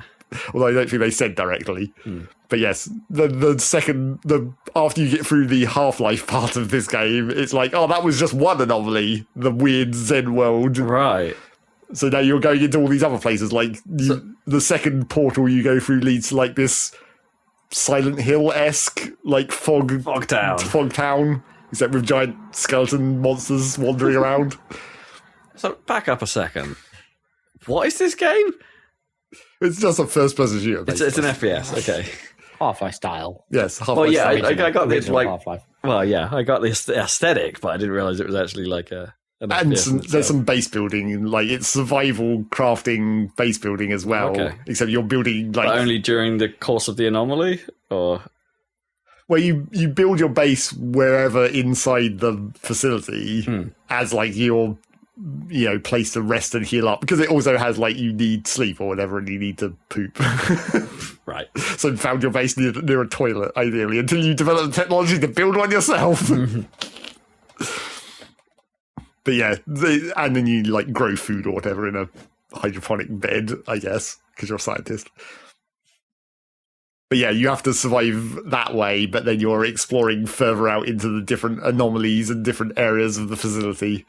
So the first area is like the offices, which is where the aliens have teleported into from the Zen area. But then once you go through the second portal and you get into the Fog Town, once you're done with Fog Town, you open up like the third level of the facility, which is where it starts going into like the more like the SCP Foundation era, where it's just like, here's a bunch of cells that have random suspicious objects in because it's some kind of anomalous object, and there's some lore that you can listen to an audio log about why this thing is fucked up. Yeah, right. The one that turns up the most being the table that everyone hates. Where it's just like, it's just a regular table, but like if you're anywhere in the vicinity of the table, you just can't help but hate it.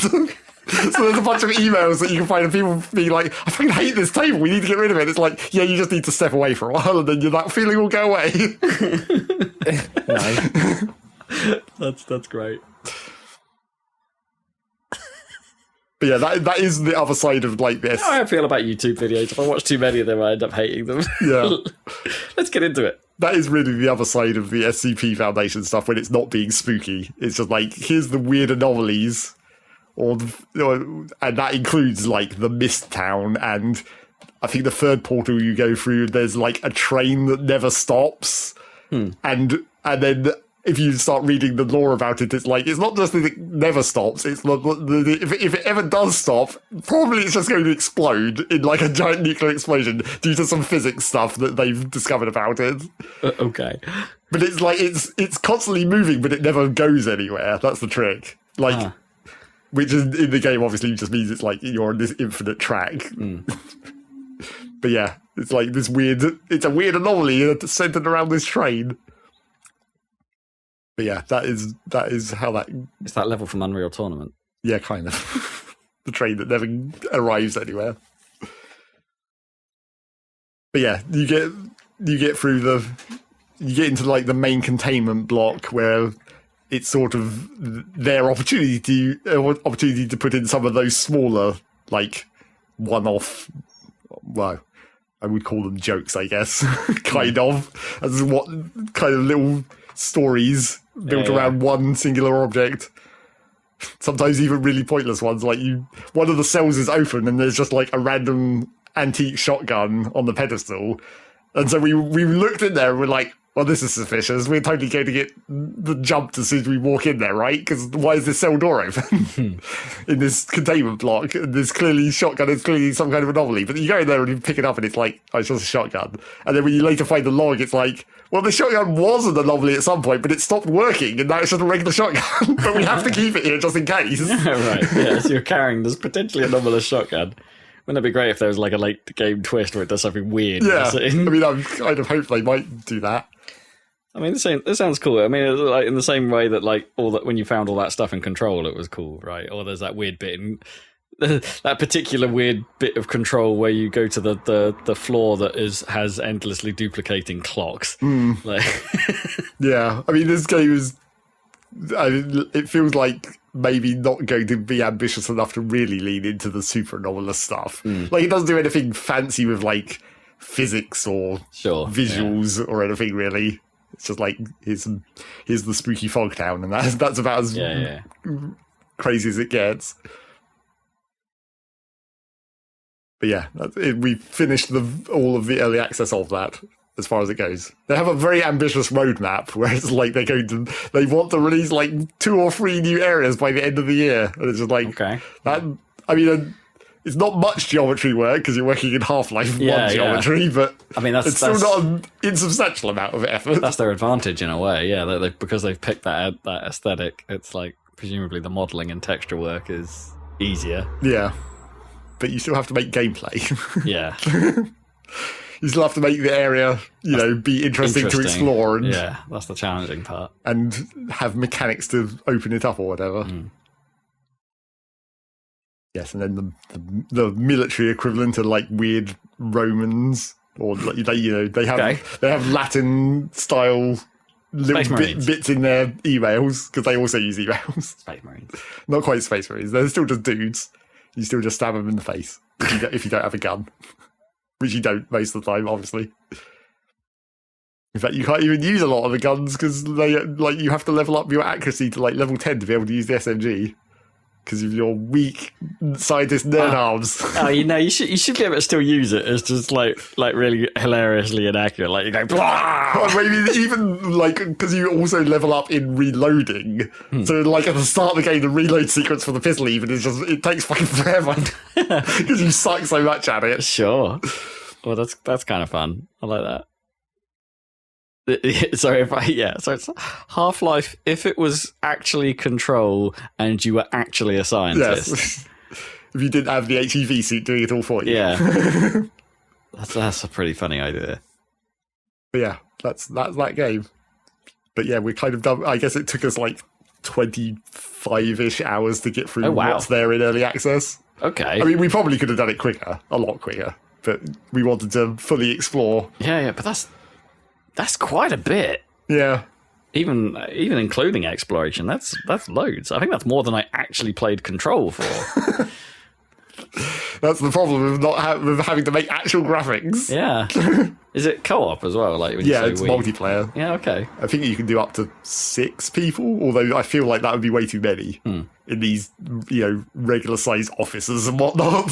Right. I don't think you'd have... Because even at the start of the game, when we were just exploring the office area, we kind of split up to, just cover the area, and it was totally viable to, be on your own. Right, It wasn't, dangerous enough that you needed everyone there all the time or anything. Although I believe that does scale, because, I briefly tried going into a solo save, and, less of the enemies spawned, I think.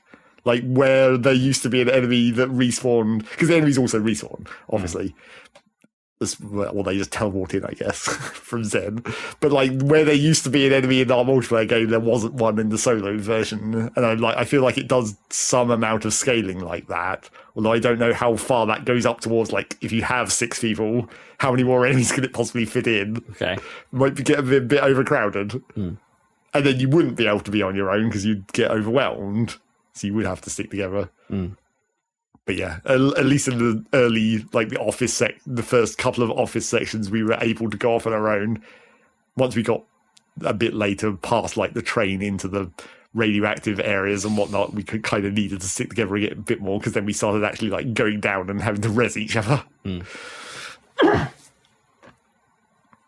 yeah, that's that game. It's kind of cool. Weird. And you know, if you want to have the Half-Life 1 scientist narrate everything you're doing, that's pretty much what you get.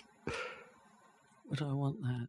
Well, I mean, it does the classic thing of like when you're in need of something, he has a voice line. Okay. Like, but of course, with science jargon, you're not just going to say, "I didn't take shit." You're going to say something much more fancy than that. Not a chance he's going to be shouting pills here then. I don't think there is a pinging system in that way. Okay. Maybe they should add that. Although that would be a lot more voice lines.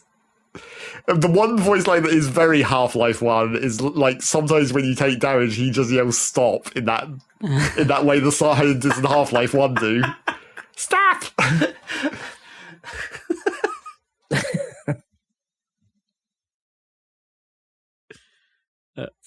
But yeah, whoever's doing that voice is doing a pretty decent impression. Which is also weird because like the facility is clearly meant to be in Australia, I believe. And the developers are from New Zealand. So obviously there's a lot of Australian accents right at the start of the game. Although you do get like, there's a Scottish guy and like regular other accents. They're not all Australian, which I thought was kind of disappointing actually. I was like, I'm totally on board for all of the people in this facility to be super Australian. There should be more games with an Aussie cast. Down for that. But no. And yeah, as I say, the voice actors for the player characters are just sound just like the Half-Life 1 guy and a woman who doesn't quite play it up as much as you might imagine a female voice in Half-Life 1 would, which obviously didn't exist. So they had to come up with their own thing.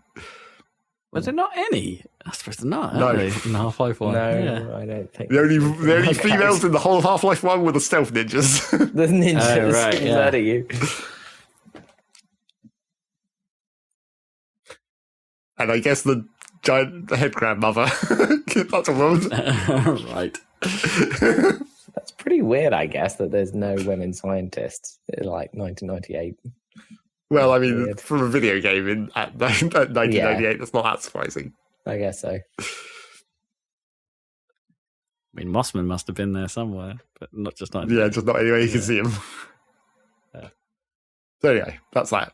That's pretty much all I played, apart from a little bit of Derg or whatever. Bit Derg. Yeah, a little bit Derg. Bit Doug or whatever. Is what it is. It is what it is.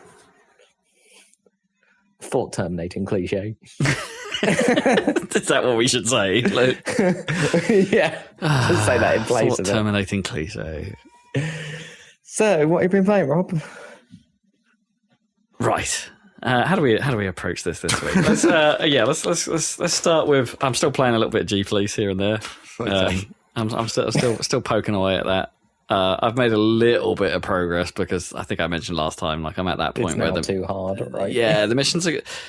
It's more there is like a knack to the missions. I think where there is a way or a sequence in which you should do things and a timing to which you should do things, and if you fit within that window, missions aren't that tricky, but it's a bit of a mystery. It's left to you to figure out what that is, which is both. I don't know. I think that's a little bit cool, but the problem is like if it was presented a bit like a combat puzzle, I guess in some ways. But the game just isn't good enough at describing like trouble or like why. It's not even very good at describing why you failed a mission. Sometimes, like there was one where there was that had me stuck for a while, where there were two simultaneous attacks happening. And you had to basically go to defend one area and then go over to the other place and defend that area and then come back and redefend this area a bit. And if after a while I would just get mission failed, and I'd be like, okay, why? What just happened? What have I done wrong? And it would kind of fail to tell you. And it's you could get a little bit of information if you decided to quit the mission when you got the failure screen, and then it would go to a mission debrief, and you'd get oh, this objective is what failed. But you have to then go through the loading pauses to get to that because it's a PlayStation 1 game. So that's a bit of a pain in the ass way to do it. It doesn't really, there isn't a good way of finding out that stuff's in trouble mid-mission, which is a bit of a problem.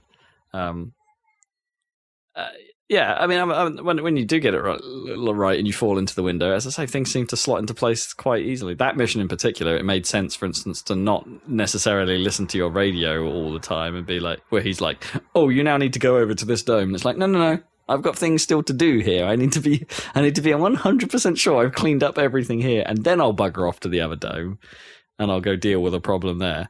And that seems to be a slightly more sensible way of handling it. Contrary to what you're being told, which is you must go right now. Your immediate assistance is required.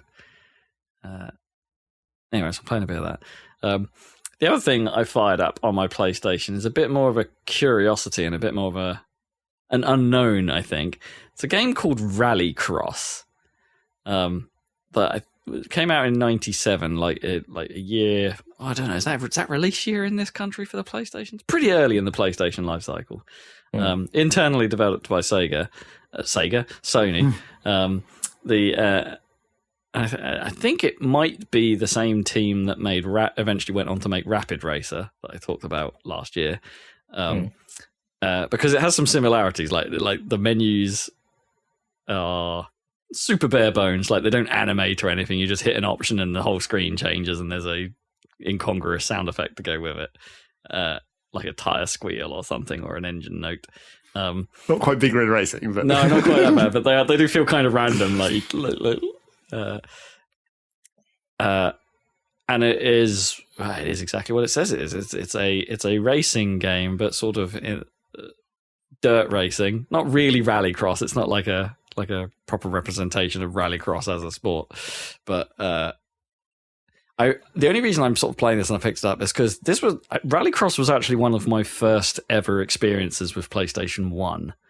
And here's a name check that no one's going to know apart from us three. But I remember being at old friend Chris Butcher's house, and he had a PlayStation 1 with with this, and we played it because it had a somewhat insane multiplayer mode. It had a head-on race mode where one player would go one way around the track and the other player would go the other way around the track. Sounds more like a destruction derby mode. Well, yeah, because that was kind of the thing, wasn't it? You weren't really racing. You were just going right, let's run into each other. Ha ha! Which is kind of nuts. But yeah, that game's all right, actually. Its handling model feels surprisingly advanced for the time. It's got lateral roll and things going on, and it's possible to. It feels more physicsy than I was expecting, or than I remembered. The only real thing I remembered about the game, was that head-on race. The fact that when you go through certain bits of dirt, there's a very blobby-looking dirt splash that comes up, it's always gel or something some sort of goop that comes up, and the fact that when you can roll the car, and not only can you roll the car, but there's no reset to put the car the right way up. You actually have to use the R1 and R2 to rock the car back the right way up. That's kind of cool. I kind of like it. It's a shame the game's so small. It's only got 6 tracks, and all of the first 2 are probably good, and the rest of them are kind of crap. The first track in particular, I feel like they nail what they should have stuck to. It's a desert track, but it's more like Baja California kind of setting, I suppose. There's lots of jumps, and there's a few shortcuts you can optionally take, and it feels like it shows off the physics system, and then the other tracks are a lot more boring. So it's a bit of a shame that they didn't just stick with that style or find a way to do that.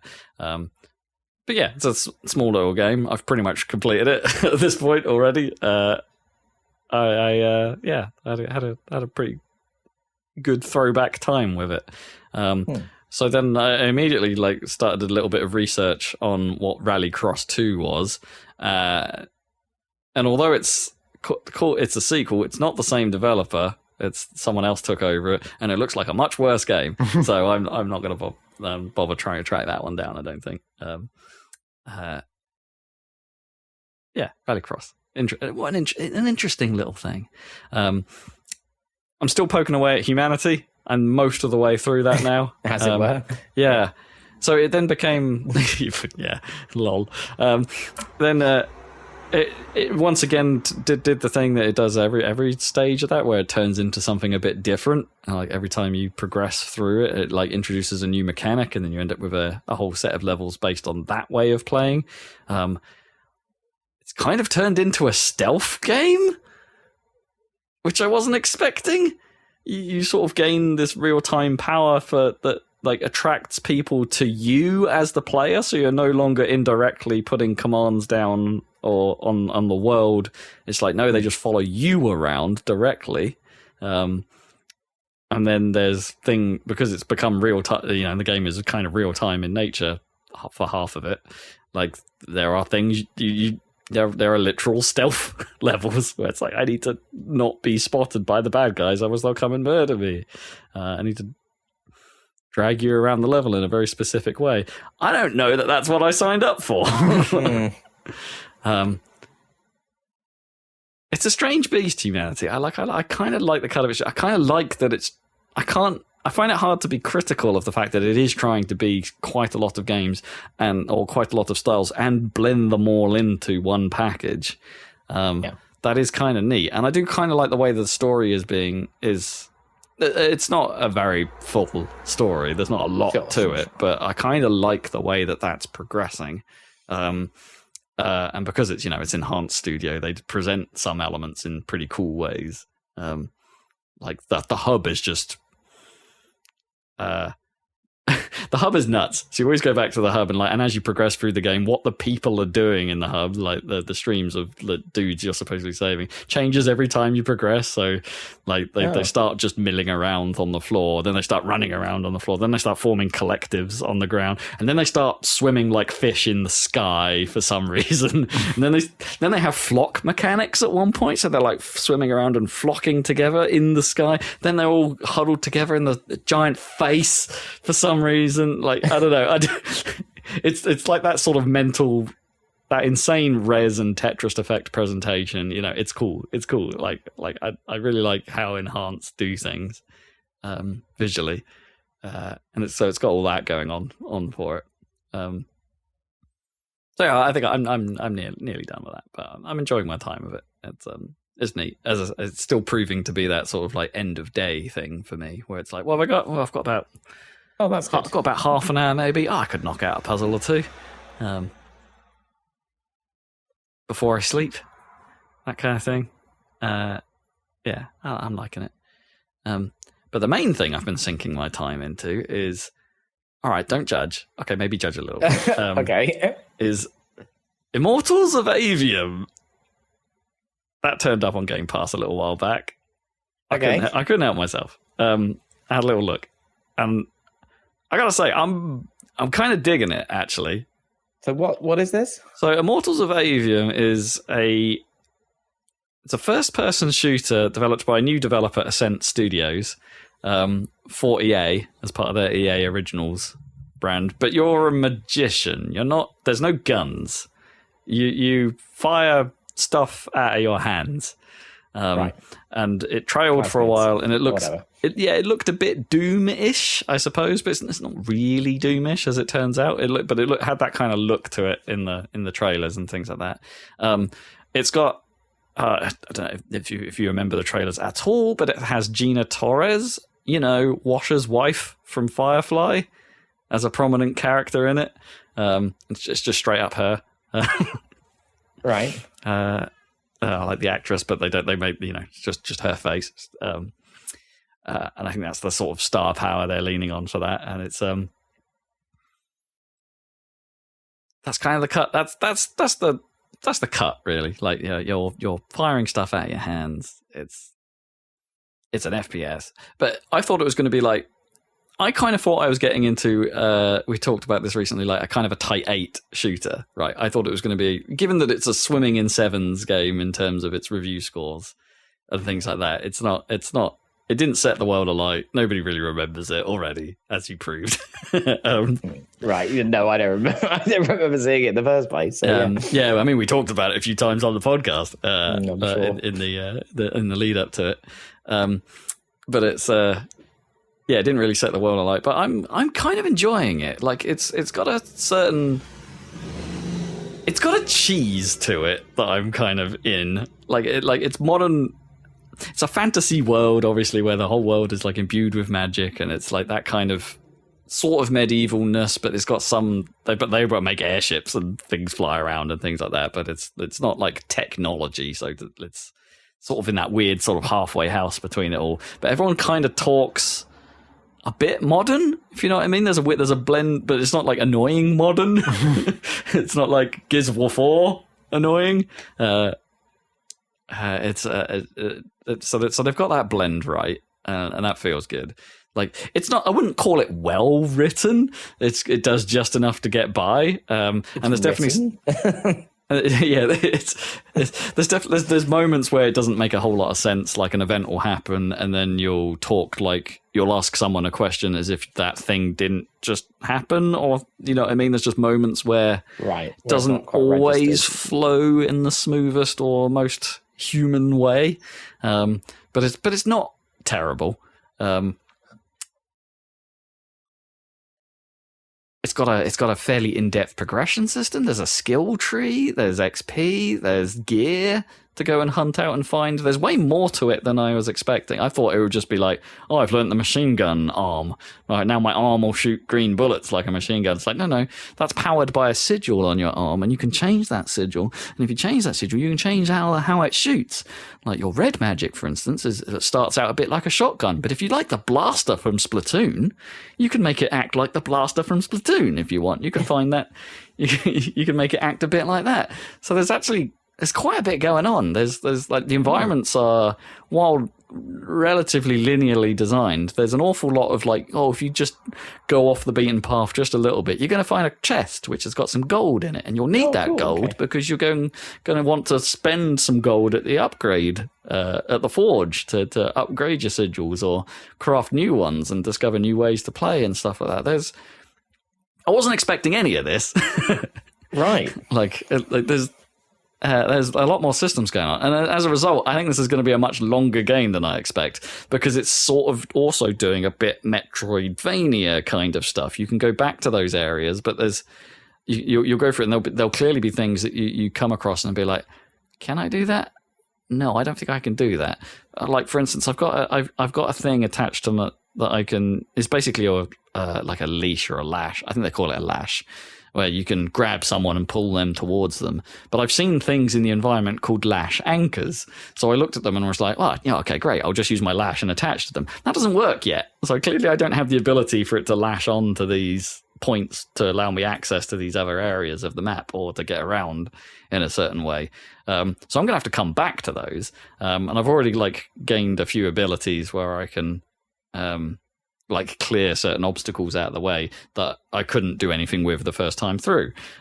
So I thought this was going to be like, maybe those are New Game Plus things. And it's like, no, you do actually go back to those areas later on. And because I've sort in the amount I've played so far, which is like a good 5-6 hours, something like that. It was just going like pretty like, here's a new area, here's a new area, here's a new area, like going through it. And I thought, that's what made me think, this is going to be like a linear experience shooter. And then I'm only sort of just getting to the bit. It's like, no, now you're going to go back to an area or now you can go back to areas you've been to before. And if you want to, you can go by there. But now I'm actually on a story path that's taking me through an area I've been down before. So it's like, okay, fine. Now I'll go do the things en route that I couldn't do before. But I still can't do everything. It's interesting. it's an interesting structure, and I'm enjoying my time of it. Like it feels a little bit reminiscent of like how I felt about Atomic Heart last year, you know, and that it's interesting in structure. But it's not the best made game in the world, and I need to stress that part. This is where the Rob review kicks in, because it is an early Unreal Engine 5 game, and it is making use of Nanite, and it is making use of Luna, but the Niagara particle system. It does not perform well. It runs kind of like crap on the Xbox Series X. It is targeting 60 FPS. It does not hit 60 FPS all that often. It is, and that is the most frustrating thing about it, is that it is not a great feeling, or like it looks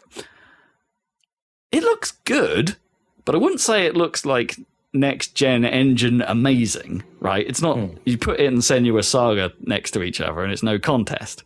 Senua's Saga is the better looking game, but that game is specifically targeting cropped 1440p.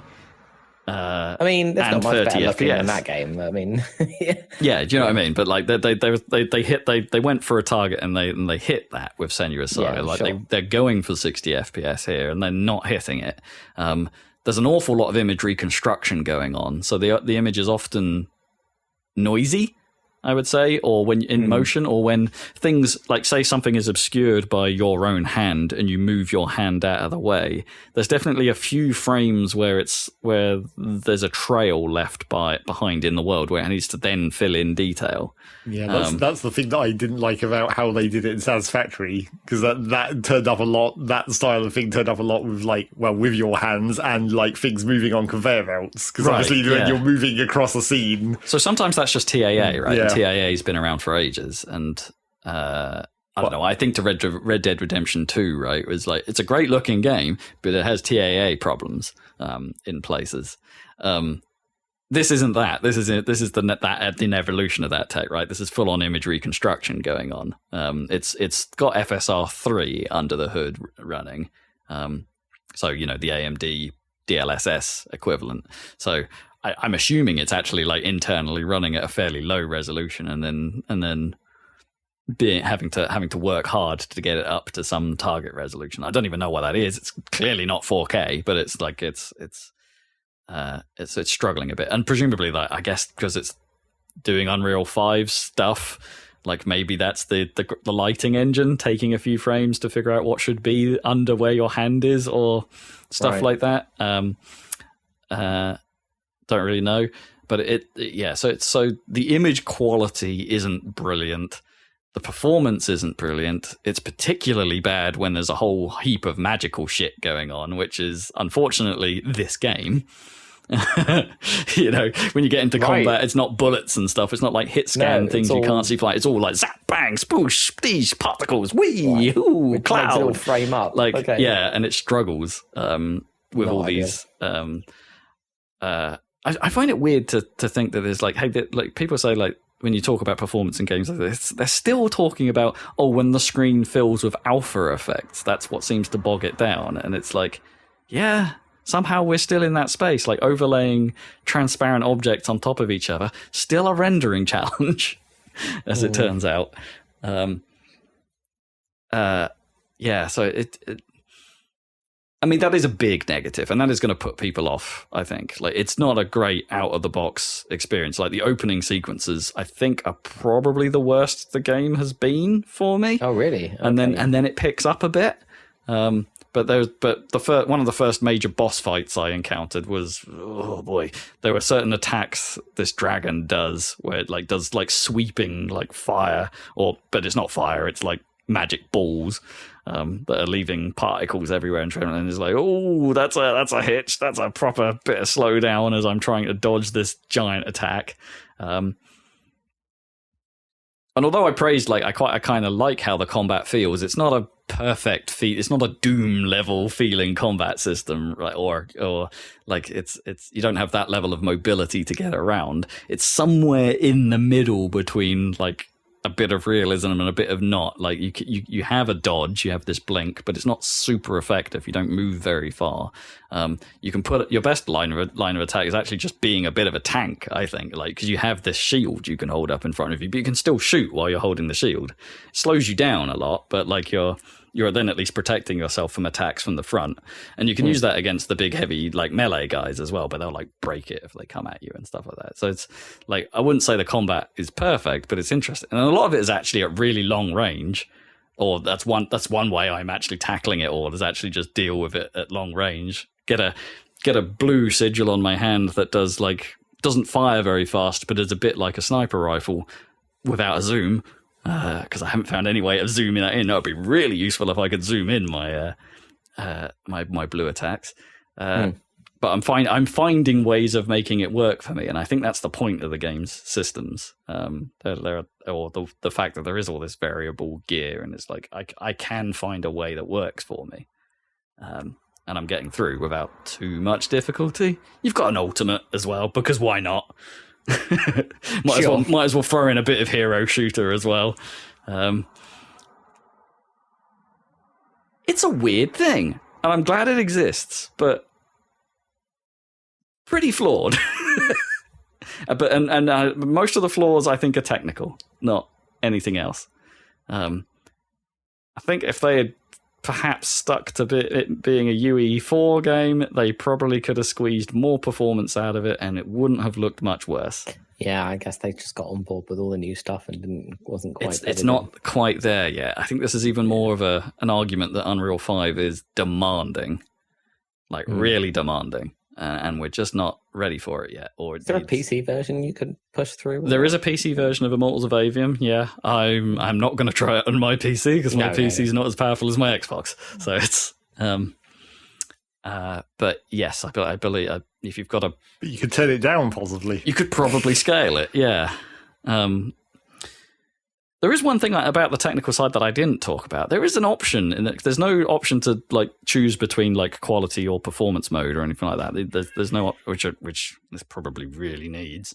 But there is an option to turn on FSR3 frame generation. You know, that weird stuff where it's like making up frames in between using AI or whatever. Yeah, so I hadn't used a system like that before. And I want to put it on record now. I hate it. Right. I really hate it. Like I turned it on, and yes, it does like smooth up the physical appearance of the game. But does it feel like motion smoothing on your TV or whatever? Yeah, it adds latency, just like motion smoothing on the TV does. So it doesn't feel as responsive, but it is artifacty, especially around like UI elements and stuff like that. Like there are bits of HUD that are like semi-transparent, like your mission objective or something will be there, and underneath that semi-transparent panel, you can see it horribly smearing at the corner of your eye whenever you're moving around. Isn't that a thing with like official like DLSS integration? Is like it has access to the frame without the UI, so that I think they're doing some special work on it, and I think this is how this is supposed to work as well. Like you can specify in FSR3 what is done and what isn't, and the UI just renders on top. But it does, you end up with that slight. But I think the UI actually updates. That might be the problem. Actually, I think the UI is still updating at the inserted frame rate. So it's like it's that's operating at a lower frame rate than the frame inserted visuals you're being presented. So the smearing is sort of happening because of the weird incongruousness of that, and your waypoint marker isn't necessarily updating at the same speed as the frame generated image going on. Like it just looks weird, and it doesn't feel good to play that way, and it's distracting, and no, be gone. Get rid of it. Do not like. Give me those native frames, boys.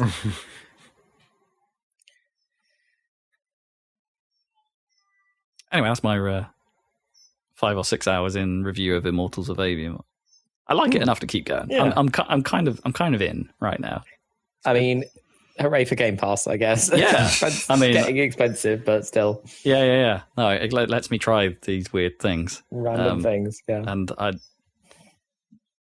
I'm increasingly, I don't know if we've talked about this before, but I am increasingly of the opinion that I don't necessarily need a 100% polished game. I need an interesting game.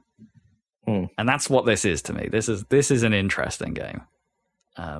Even if it didn't necessarily set the world on fire with reviews or sales or anything like that, or even people remembering it. I'm finding it interesting. So screw you. There you go. Yeah. Not terrible. Raves, Rob Kemp of Immortals of Aveum. I've got a little final sidebar for you. So sat next to me this entire podcast has been possibly a suspicious looking ancient Asda price bag. It's not even Asda Smart Price, it's just Asda Price. Like, I think this is during the era when they first started slapping people on the arse. Right, yeah.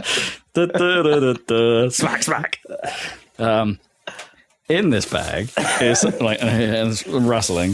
Is something like Mum like salvaged from my house. Yeah, look at this thing. So Zach gets to experience this in visual form. Covered in like dog hair and probably also, but well, I don't know. Yeah, this looks it's pretty clean. It's got vents. It's got vents. Okay. So Mum found one of my old Dreamcasts that I didn't know I still had. But one of your Dreamcasts. I've had three. Okay. I've had three, and I know two of them have failed with drive problems. So I'm assuming this one's a busted drive. But oh my god, look at the discoloration on this thing. It's like, where's it been? Like, literally on a windowsill for the last 10 that's what years. it looks like. But I think, like, if my memory serves me rightly, it was literally at the bottom of a wardrobe was where I last had it. The thing is, like, it's different on that side panel. Like, one of the panels hasn't degraded. Like, yeah. I mean, the old classic, right, that thing in like, if you talk about console yellowing, right, it's the SNES, right? The plastic they made that thing out of just denatures or something over time and goes bad. My other Dreamcast is still perfectly white, so this can't just be a natural discoloration. Something has happened to this. Maybe. But it's like almost, it's milky coffee coloured on top. It is so brown. Is that bit that hasn't gone weird, like, actually an aftermarket part? Like, is it the modem? What's this? I mean, that is the modem. I can see the clip on the bottom. Like, I mean, that is the modem, but those weren't. I mean, it looks detachable, but like it came with these. They're like they weren't like something you bought extra. But yeah, you're right. That does look weirdly disconnectable, doesn't it? Huh. So it clearly must just be made of a different plastic or different formulation or whatever. Yeah, I mean, maybe it was the intent that they knew, like, maybe they planned that maybe you could replace that with like an Ethernet version rather than a modem, something like that. But yeah, that bit is fine and not discolored. It's just the main shell has gone well funky. Anyway, I think because I've now got a bonus Dreamcast that I know has got like a busted drive, I'm probably going to try and mod this thing. Because why not? I guess it's like I've still got a perfectly good Dreamcast. This can be my like experiment Dreamcast at this point. So I think the obvious thing to do to this is take out the busted drive and replace it with something called GD-EMU, which is an SD card.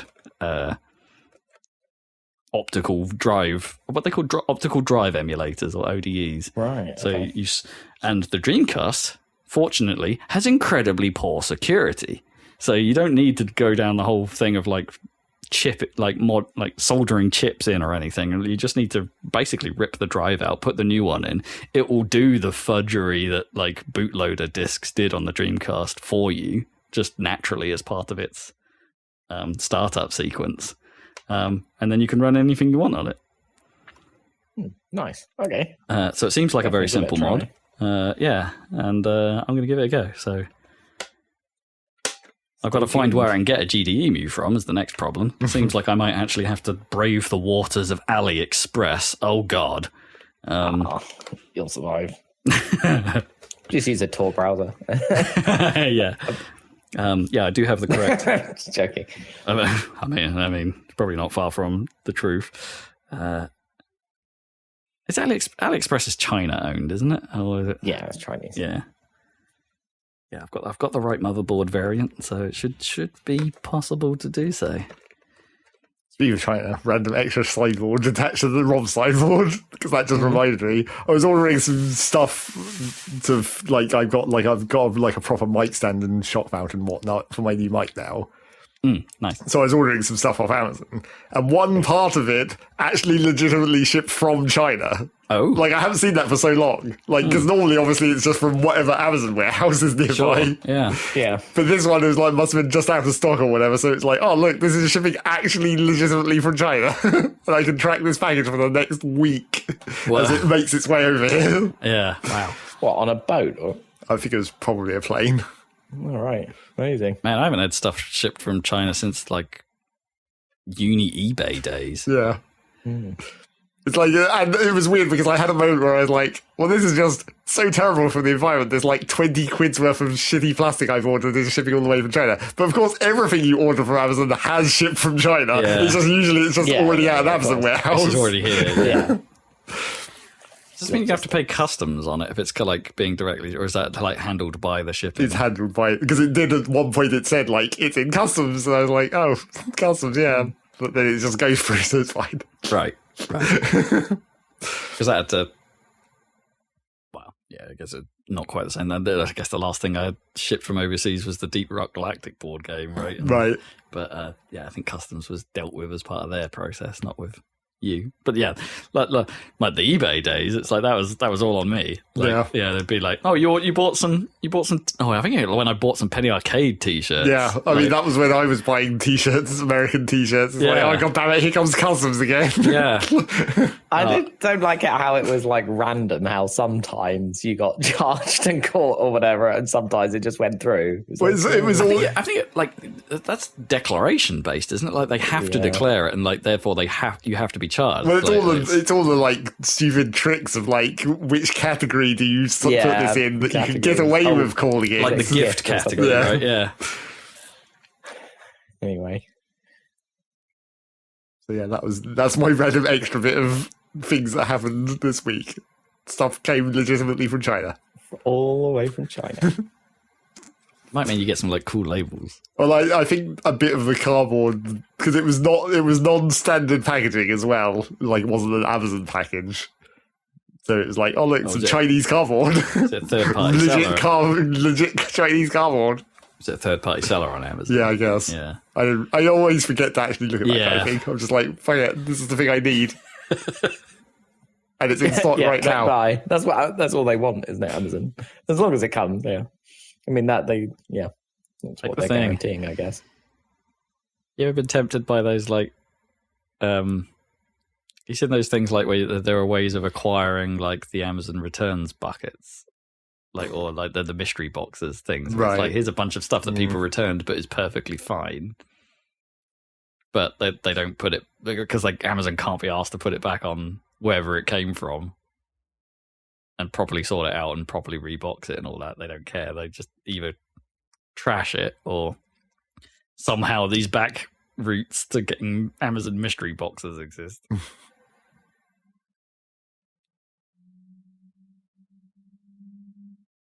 Mysterious. Amazon returns kind of suck. Just to put that there. As in, it's great for you as far as you know. Yeah. But the item you send back is going to be destroyed. Yeah, I'm sure. So. Yeah, that kind of sucks. Not the most sustainable for the planet. No. Anywho, I should probably talk about what I've been playing. Does this mean you've been playing something? I know he has. I've been seeing him playing it on Steam again. Oh, suspense. Well, I don't know. I've mostly been playing. I mean, yeah, I've been playing Zelda again. Oh, okay. That I haven't been seeing on Steam, obviously, but yeah, so that's been good. And I've also been playing some Disco Elysium. Yes, that's the bit on I have been Steam. seeing on So I Steam. guess that's that. Yeah, so I'm playing on those. I don't know if there's anything new to report on those yet. I assume you've seen the video of those. I assume you're still Disco continuing your Zelda. Like it's not you haven't started again or anything. No, I haven't started again. I'm still continuing. Yeah, it's just because I hooked it up to the monitor. I was like, I think I find it better playing games on the on the monitor than the TV for some reason. Even though I have a perfectly good TV setup, it's just not. I don't find it as natural. Okay. Yeah, I think I played through all of Breath of the Wild on the monitor, and then once I moved to this flat, I got the full-blown TV setup with a surround sound. And I thought, this is going to be way better. Like, in practice, I don't know. I quite like sitting at a desk. There's a weird benefit to going back to the Switch in my setup, right? Because PS5 and Xbox dropped optical. Like, I can't run proper surround sound through my amp to my telly. That chain doesn't work. So it's just the Rob inconvenience factor coming in again. Yeah, but my Switch going through the amp, because the amp can do does proper 1080, not 4K HDR and all that stuff. Like I get surround sound on my Switch, and it's weird. Yeah, the surround sound is good. It works on. So yeah, I'm Zelda. I'm obviously still a little bitter that they got rid of optical ports from these high end machines. Ugh. Without a proper infrastructure for you to actually do surround sound through amps. Grr. But yeah. Grr. I just have to buy an expensive amp now. I think I ran into the opposite because problem. I've got like the HDMI powered surround sound or whatever it's called. Yeah, I mean that's how you do it. You do it through eARC or something these days. That's the one, but, eARC, yeah. Or eARC 2, is it? Yeah, whatever it is. Something, yeah, whatever it is. Anyway, but my amp doesn't. Introduces its own latency. The ideal way to do it is to put it into a 4K 60 HDR capable amp, or that supports HDMI 2.1 or whatever it is, and then feed that to your telly, and then your audio and video are all nicely synced up. I ran into the opposite problem in my PC when I wanted to use my speakers again for the first time in a very long time, and I was like, I haven't plugged these into the new PC. It turns out it doesn't have the right ports because it doesn't have a surround output. I mean, obviously it doesn't have a sound card any longer. Yeah, but I was like, well, surely the modern motherboards still have all the ports. Yeah. But no, it only has optical. Oh, I was like, oh shit. Well, I was not expecting that. Okay, so I can't use those speakers. Got to get rid of them. So in the meantime, I've just been using like a Bluetooth, not exactly soundbar, but like speaker block. Oh, right, yeah. Making use of the fact that my PC actually has Bluetooth for the first time, because that's new for me as well. Does that not introduce horrible latency? Well, it's not like I'm playing anything that needs I'm using it for like oxygen not clear or whatever. It's just the sound. Oh, that would bother the hell out of me. That would be far too latent. I don't think I've even noticed, but I haven't been playing anything that requires any worrying about latency. The one thing that I have noticed that is slightly annoying is that it's very quick to shut off the sound stream. Like if I'm watching a YouTube video and like if you pause it and then play it again, it takes like half a second to kick back on. Oh, right. So you might miss a... Yeah, you might miss a little bit. Huh. I don't know whether that's the PC or the device that's doing that. I mean, I've noticed that on my amp, like if you're in like a console menu and it's perfectly silent, like the amp will basically like not know what the signal is anymore. But it will, as soon as you make a thing, it's not like there's a delay in it recouping. It will you still hear it. It's just like you can see on the display of it, like it going, oh, there's a signal. Oh. So yeah, I got the Switch running through the monitor and that's been good. I need to finish Breath of It is. You don't need to finish Breath of the Wild. Well, I mean, you do need to finish Breath of the Wild, but you're not gonna. I finished that. I managed to find all the. So that was. I managed to find all the voters to give them the mushrooms or whatever. Right, have they? Which took a while, and then I was doing like the school quests or whatever in the village. Get your farm plot, so you can grow one singular plant. Yeah, exciting times. Oh, I haven't done that. It's all very domestic and. Well, not agrarian, I guess. Yeah. Yeah. I keep thinking the next thing I should do on that is to do the tree quest, like take the trees to the village to Laurelin. Oh, right, the logs. Yeah, rebuild the log challenge thing. Yeah. I still need to clear the pirates out of that fishing village. Village, you mean? Yeah, because you came to that kind of early, right? You were a bit under-leveled. Or under-leveled in Zelda context. Yeah. Yeah, because I was just roaming the map, which I already knew from the previous game, and I was like, oh no. Yeah. Yep. Technically, Also, I played a tiny bit of Zelda this week as well. On my alternate save. I've got off the Great Sky Island now. Sequence breaking could theoretically be possible. Okay. I might get around to trying that. Speaking of trying to play games in a slightly different context, I noticed that I was liked playing Magic Arena in a window or whatever, so to be able to click straight into the other. I don't know why, but like psychologically, it's like I'm not fully in this game, even though I clearly am. Right. So I was like faffing around trying to get Disco Elysium to play in a window, and I managed to do it, but it was quite difficult. It really didn't want to be in a window. It doesn't want to be in a window. But I managed to get that to work. I had to find the right, command line flags or whatever to pass to it, which you can do. I guess you've probably done this, but Steam allows you to pass options. It's got when you launch the game, which is easy enough. But it still launches in full screen, and you have to then press the button to unfull screen it. But then at least it stays. Whereas previously it was like constantly re full screening. But anyway, I managed to get that to work, and it looks nice. It's a good resolution, so it looks good. You almost get the opposite problem on Windows now, right? Because full screen games don't actually run full screen exclusive all that often. Right, they always the full screen borderless window. Borderless window, yeah. But anyway, so I managed to get that to work. So I'm getting into that again. And then Magic Arena, I tried. You guys saw the video or whatever, but I had those draft tokens.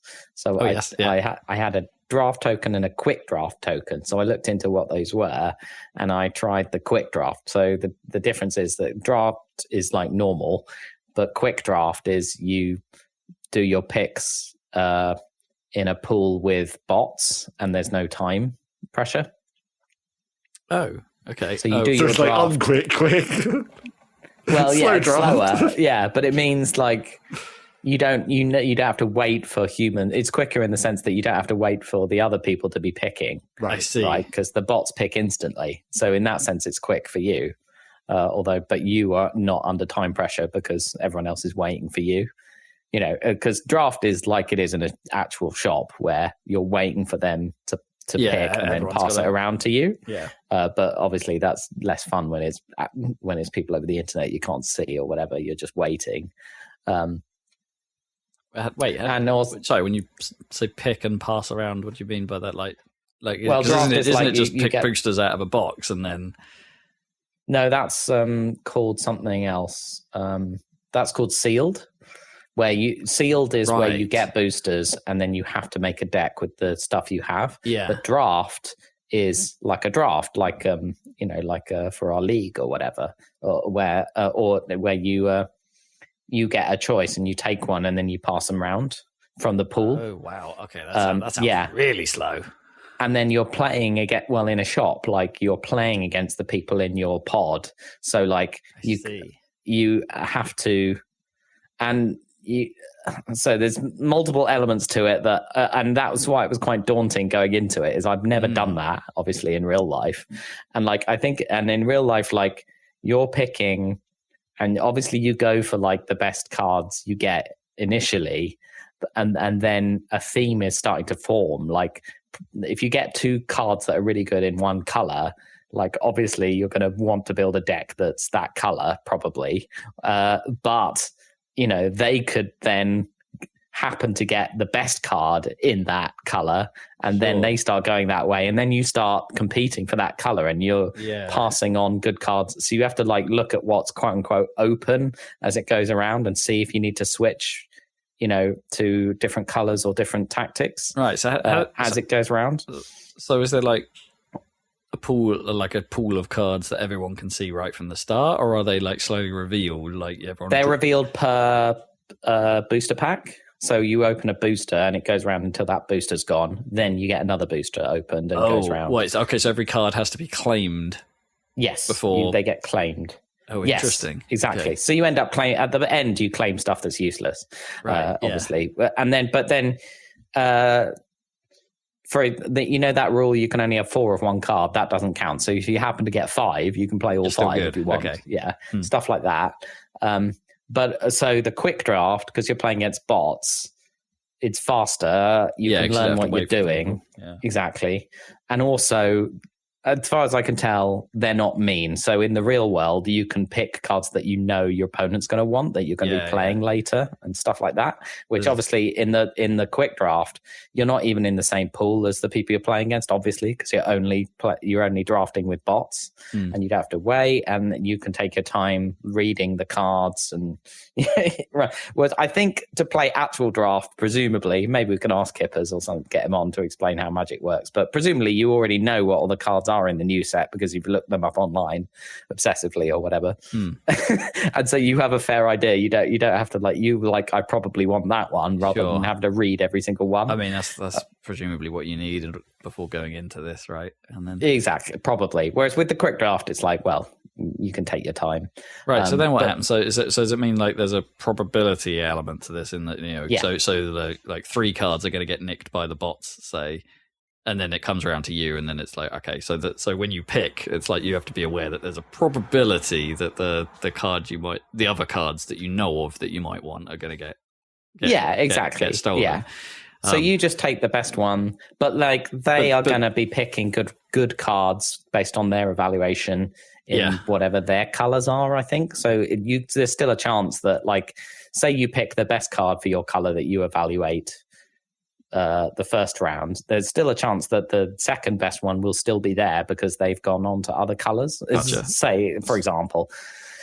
But not necessarily. They might be taking them. But so the bots aren't totally random. They're No, they're not random. They're evaluating the strength of the cards. Yeah. They're still trying to build a valid deck. Yeah. Ish. I don't know how clever it is. I've only done it like once. But they're not humans, obviously. Right. But then you're not playing the bots afterwards? No. Right. So then you do your draft step, you build your deck out of the stuff that you've chosen. And in practice, as far as I could tell, you build a 40-card deck, and like you basically have to use most of the cards you've picked. So it is very important what you pick. And then you have your deck, and then you're playing humans who've done the same thing in the quick draft, right?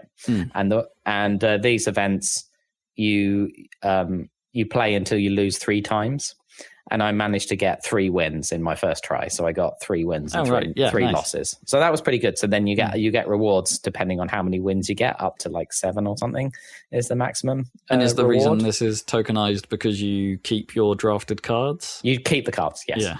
So you pay to enter normally. Yeah. I got that quick draft token for free as, part of the tutorial, I guess. Okay. Or end of the tutorial. So that was just a token, but like normally you would just pay either the gold, which you get through playing, so the gems, which you pay for. You can freely earn more tokens in a way.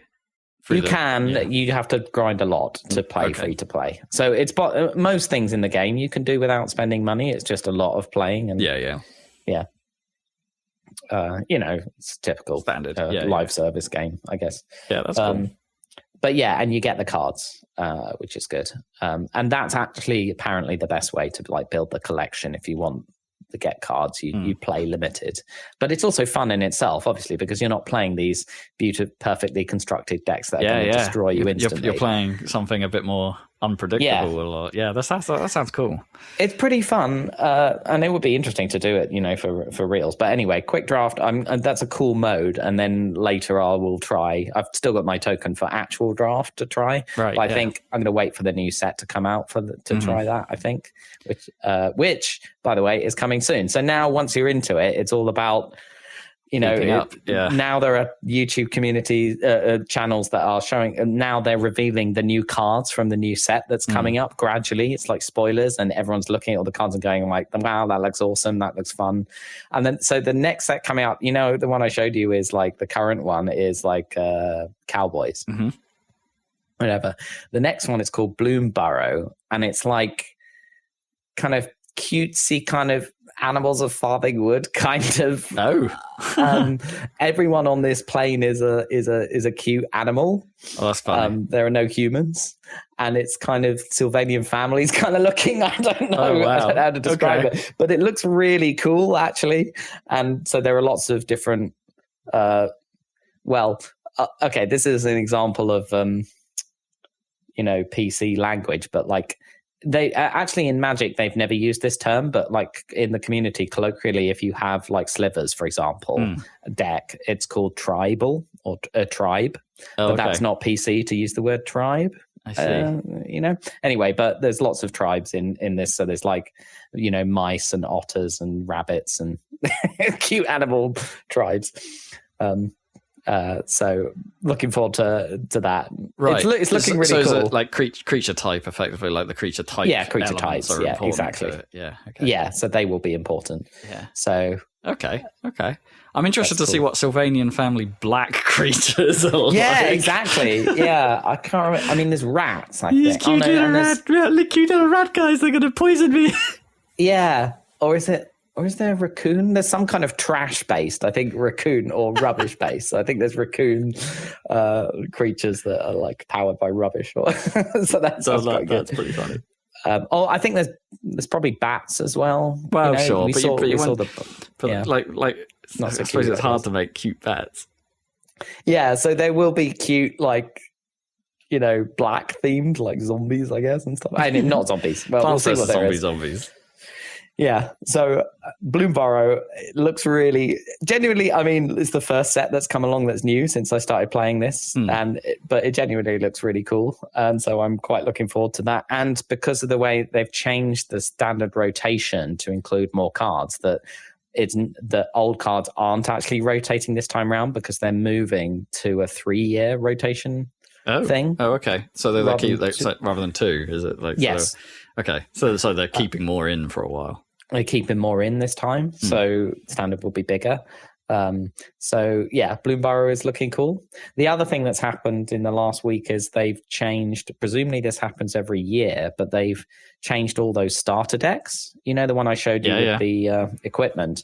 They're all out and replaced with a brand new set of which you get all the cards from as well, right? Automatically from all of them, right? You know, so there's a whole new set for that event. So it doesn't matter when you go in, for instance, like every player just gets whatever's current. Yeah, you get all the current ones, and it's quite a fun format. You can, because they're all standard. It's quite fun to play those against each other, and you know vaguely what you're going to be facing. Obviously, with people playing those decks. So So that means I get to try out all those new decks. All these new decks, yeah. Yeah, so that's kind of cool. I mean, I actually wish there were more of those constructed events, which were just set decks. But anyway, the starter deck one is fine because it's relatively lower, obviously, power level than the stuff you're facing in the rest of the game. So a query about draft, going back to that for a second. And why do you think it is that they have draft and not sealed? Because presumably, like, if they did sealed, it's just as random to an extent, but also, I guess you're losing the strategy of being able to, like, prevent your opponents from doing something. But why do you think it is that that's not an option to, like, even to, like, so you could go to draft or you could go to sealed, and thus it make it not quite so slow a process?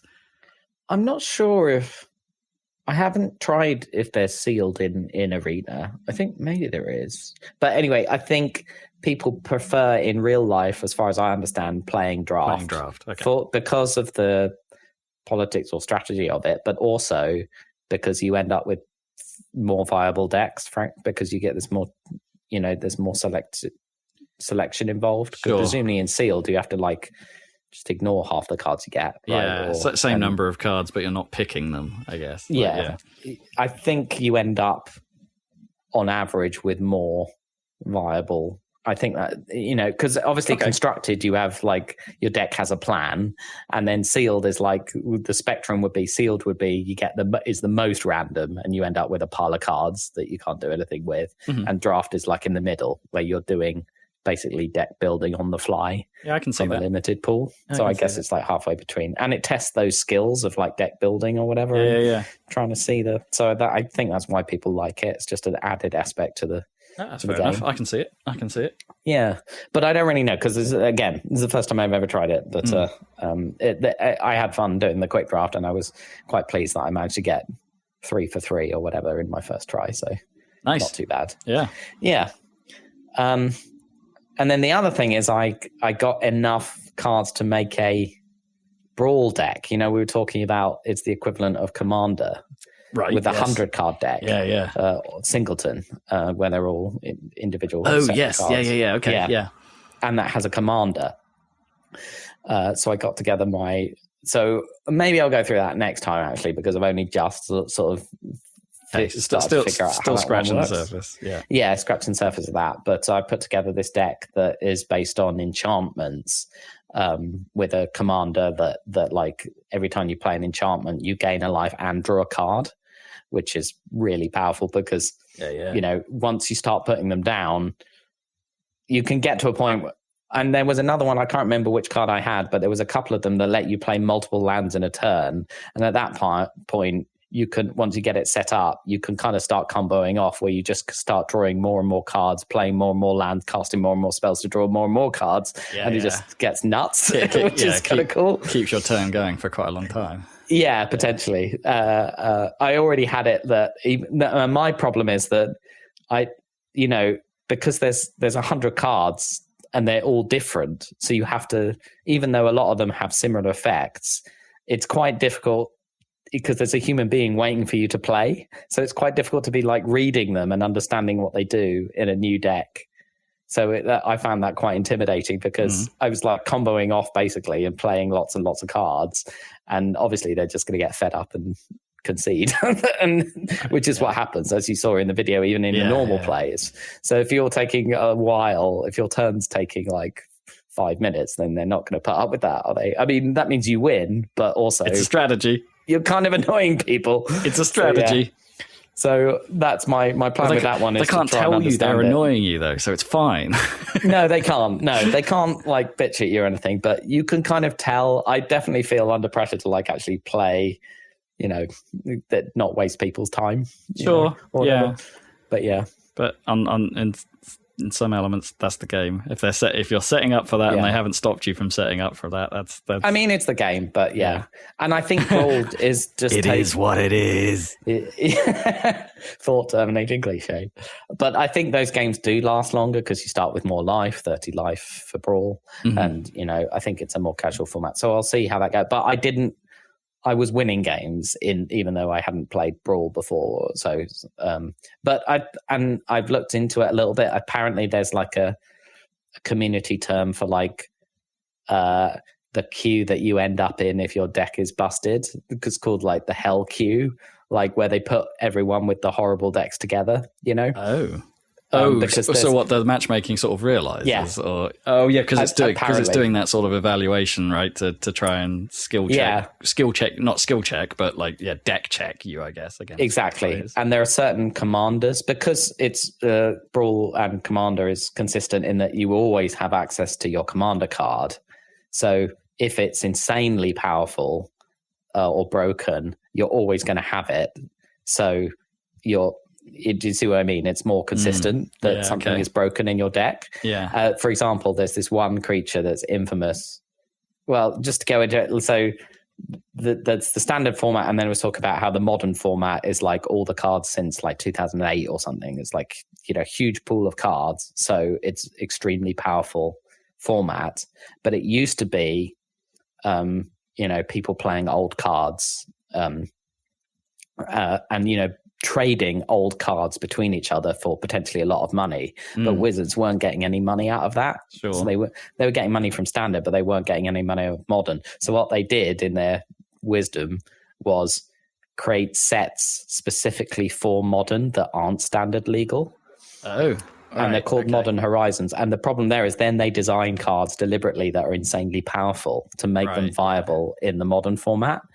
And they've done that 3 times so far. So the latest set, Modern Horizons 3, just came out recently. But the problem with that is they have to be really careful not to overdo it. And they already fucked up multiple times. Okay. So, I mean, the commander that is, there's this little monkey guy who is like insanely OP, Ragavan or whatever. But recently, literally this brand new set that came out last month, Modern Horizons 3, has this bird in it called Nadu, and unfortunately, So I haven't played against it at all, but like I've been looking online at what's going on in Magic, and unfortunately they've screwed it up completely because this thing is so overpowered that when they did the kind of World Championship tour, whatever, the other day, like literally like 80% of the decks were just this same deck with this fucking bird in it. No. Yeah, because it's just so obscene. Like, this is the way to play it. And it's going to be banned. Like, it's going to be banned this week. Everyone thinks, but it's too late because it already happened. It already messed up the tournament. Yeah, but that's how that's the only way they'll find out, right? Is when it actually happens. To an extent, it's like, okay, we need to change that. Well, they do play testing and everything before they, Yeah, but if you're dealing with modern, presumably that's like a nearly impossible task. Exactly. How do they ensure? But people, like with this particular card, people were looking at it before it even came out with this spoiler thing and being like, that's busted. That's going to be a problem. And they didn't fix it. No, well, it was too late. It was too late. I guess anyway, print. Yeah. It basically, if you want to know, it has. I don't know the whole combo with it or whatever because it's always some crazy combo. But basically, it has an effect where when it's targeted or any creatures you control are targeted, like you draw cards. And the problem with that is you saw that combo when we made the video of where they were targeting their own creature, right? Yeah. Well, and also I was playing that equipment deck. Well, some equipment has an equip cost of 0. So you can just move it infinitely. Yeah. And so that you can means just move it between your infinitely. creatures, targeting them, drawing as many cards as you want. It's just ridiculous. It's broken. It's basically broken. Yeah. And of course, if you're playing Brawl or Commander, you can guarantee you have access to that card, and then find any number of ways of exploiting that insanity. Yeah. Oh dear. That seems. So anyway, even to the layperson. Well, me. They're not so magically versed. I guess that's. Oh, and the other thing that's a problem is that. As I was saying about my deck, but like not only is it insanely powerful, but also it means you're comboing off for like 20 minutes trying to play your turn. So it's really boring. Right, you're just waiting for them to, and even in real life, you're just waiting for a million things to resolve. And it's just so, and everything goes in the graveyard in the way this works. And it's like, if you're looking at the board, it no longer makes any sense because people's graveyards are like spread out halfway across the table. Because they need to know what's in it. Exactly. Yeah. So you can't even look at the board if you're a spectator and understand what the hell's going on. So anyway, they fucked it up. Yep. At least that'll be an easy thing to play with and try and fix on the arena side, but unfortunate for the real set, I guess. Yeah. Well, like apparently in Brawl right now in Arena, I haven't played enough, but if you end up in the hell queue, they're all playing that. Right. Whatever. Yeah. So at least if you're not in the hell queue, at least the matchmaking will let you play proper games. Does that mean if you come across that deck, you've built a pretty good one, or the game thinks you've built a pretty good one? Potentially, yeah. So I haven't seen it yet, but I'm sure it will be. And then it'll probably be banned next week anyway. So is there a way of turning that off? Like if you don't want to be deck checked, like and you could just go against anyone. Like is there like a pool where you can do that? No, there's the only choice. So if you've built a crap deck, so you can see what a good deck looks like and come against it, and then be like, oh, okay. Not really, because it doesn't think that's going to be fun for you, I guess. No, I mean that's true, but like I'm sort of thinking from like a learning perspective, like because I agree that does kind of suck. It's like if you're playing like. I tried playing Soul Calibur 6 online when I was playing that, right, or any fighting game for that matter, and you just get immediately schooled, and you're like, okay, I'm not quite. That wasn't fun, but I'm not sure I learnt from it either.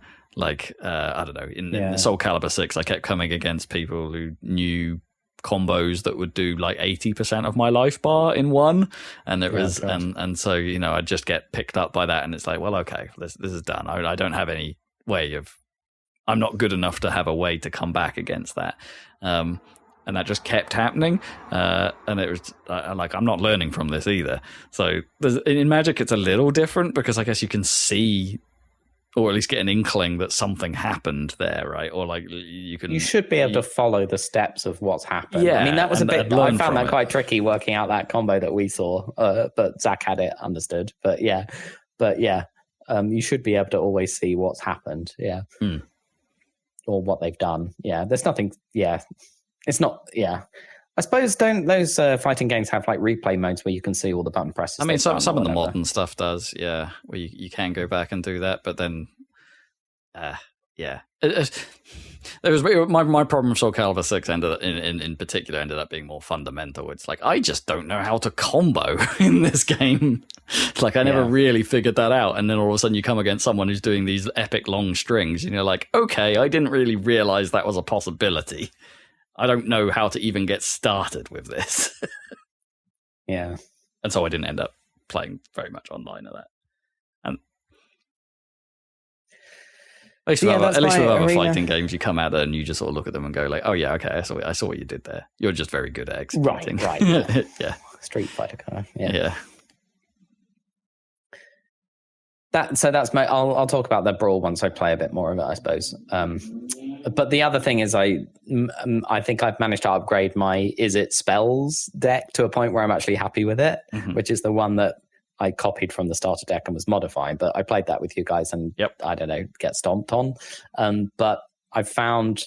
I had that like bird wizard or whatever, Balmor or whatever. I found a couple more. I've pivoted to birds basically. Yeah. So because there's this, and I realized because I was opening packs of the cowboy set, which I showed you the battle pass Thunder thing. Ranch. Yeah, Thunder Junction. Sorry. The mastery thing, which is the battle pass. I was getting more sets of packs of that, and as I opened them, I got a few copies of this red bird wizard thing, and that card is pretty damn powerful. So I put that in the deck, and I started having more fun with it. So it is now a slick shot show off deck. Which, I'd seen that card in the red aggro that is really fast, but it's a good combo with the Is It spells as well. Because it's a 1/2 bird with flying and haste, but every time you play a non-creature spell, it gets +2/+0. Okay. Which is so with haste, it can come out of nowhere, so you can play it for 2. Buff it up. You can play a couple of small, spells. Yeah. You could even use if you use a buff spell on it. You get the buff and the +2 and the plus. Yeah. So and then if you have the Balmor, you get the plus from the Balmor seeing the spells as well. Is it flying as well? So it's haste yes, flying it's and haste. Right. Yeah. Okay. Yep. So suddenly you have a very difficult to stop. Yes. And it has this one other ability, which I haven't quite figured out what the best use of it is. I don't think this card is the best example of it, but it has an ability from the Cowboy set called Plot. So if you play the Plot cost, which is in this case is the same, 2 mana, you can put it into exile, but then you can play it on any subsequent turn for 0. Oh, so right. It's like okay. You've like paid for it. So I think the idea is you pay for it this turn, then the next turn you use it comes in and you use your mana for spells. But it comes in blind, huge. buffed. Yeah. Wow. Okay. So my question was like, why wouldn't I just play it anyway, get the 1 damage in, and then the next turn get the more damage, right? But I think the idea is then I think in this case of this card is it's safe from removal on the opponent's exiled. turn because it can't be interacted with because it's exiled. And then, but the disadvantage is they know it's there because they see it when it's in exile, so they know it's coming. But that might work to your advantage as well because it's a threat. Yeah, it can make them hold up mana because they know they need to remove it when it comes in and is huge. Whatever, does it can have make to them play be, differently. Does plot mean it has to happen next turn, or can it? No, any right. So once it's exiled, it can sit there, ready to unleash. It could just sit there the whole game and pissing them off if you want. That's pretty cool. Yeah, it's cool. Anyway, so having fun with that. So yeah, good game. We'll continue, and then Bloomburrow looks awesome, so I'm excited for the future too. Nice. So I'll let you know about Brawl next time. Right, I think we better wrap up because it's football coming soon. Football's coming. It might be coming home. Coming home. It might be coming home. I mean, it's not. See. There's going to be like a football shape. Well, I think an England team shaped divot in the ground where we once stood. But well, it is what it is. We haven't got the quality. Just don't have the quality. That's the trouble. All right. Thanks for joining us, listeners. We've got a YouTube channel where you can check out our current Let's Play of Half-Life 2. if any of that Abiotic Factor stuff, although that's more Half-Life 1, Yes. but got you in the mood. But there's plenty of scientists still. So check that out, Happy Salad. Are there on plenty YouTube. of scientists? I guess it's 3. I mean, we had in the last 42. episode, which will be the next episode on YouTube, we had the return of scientist interaction time. Less prison, more science. Science talking to each other. I guess there are 5. Even excluding Alex, I guess there's 5 scientists in that game. Sure. That's a lot of Fair science. enough.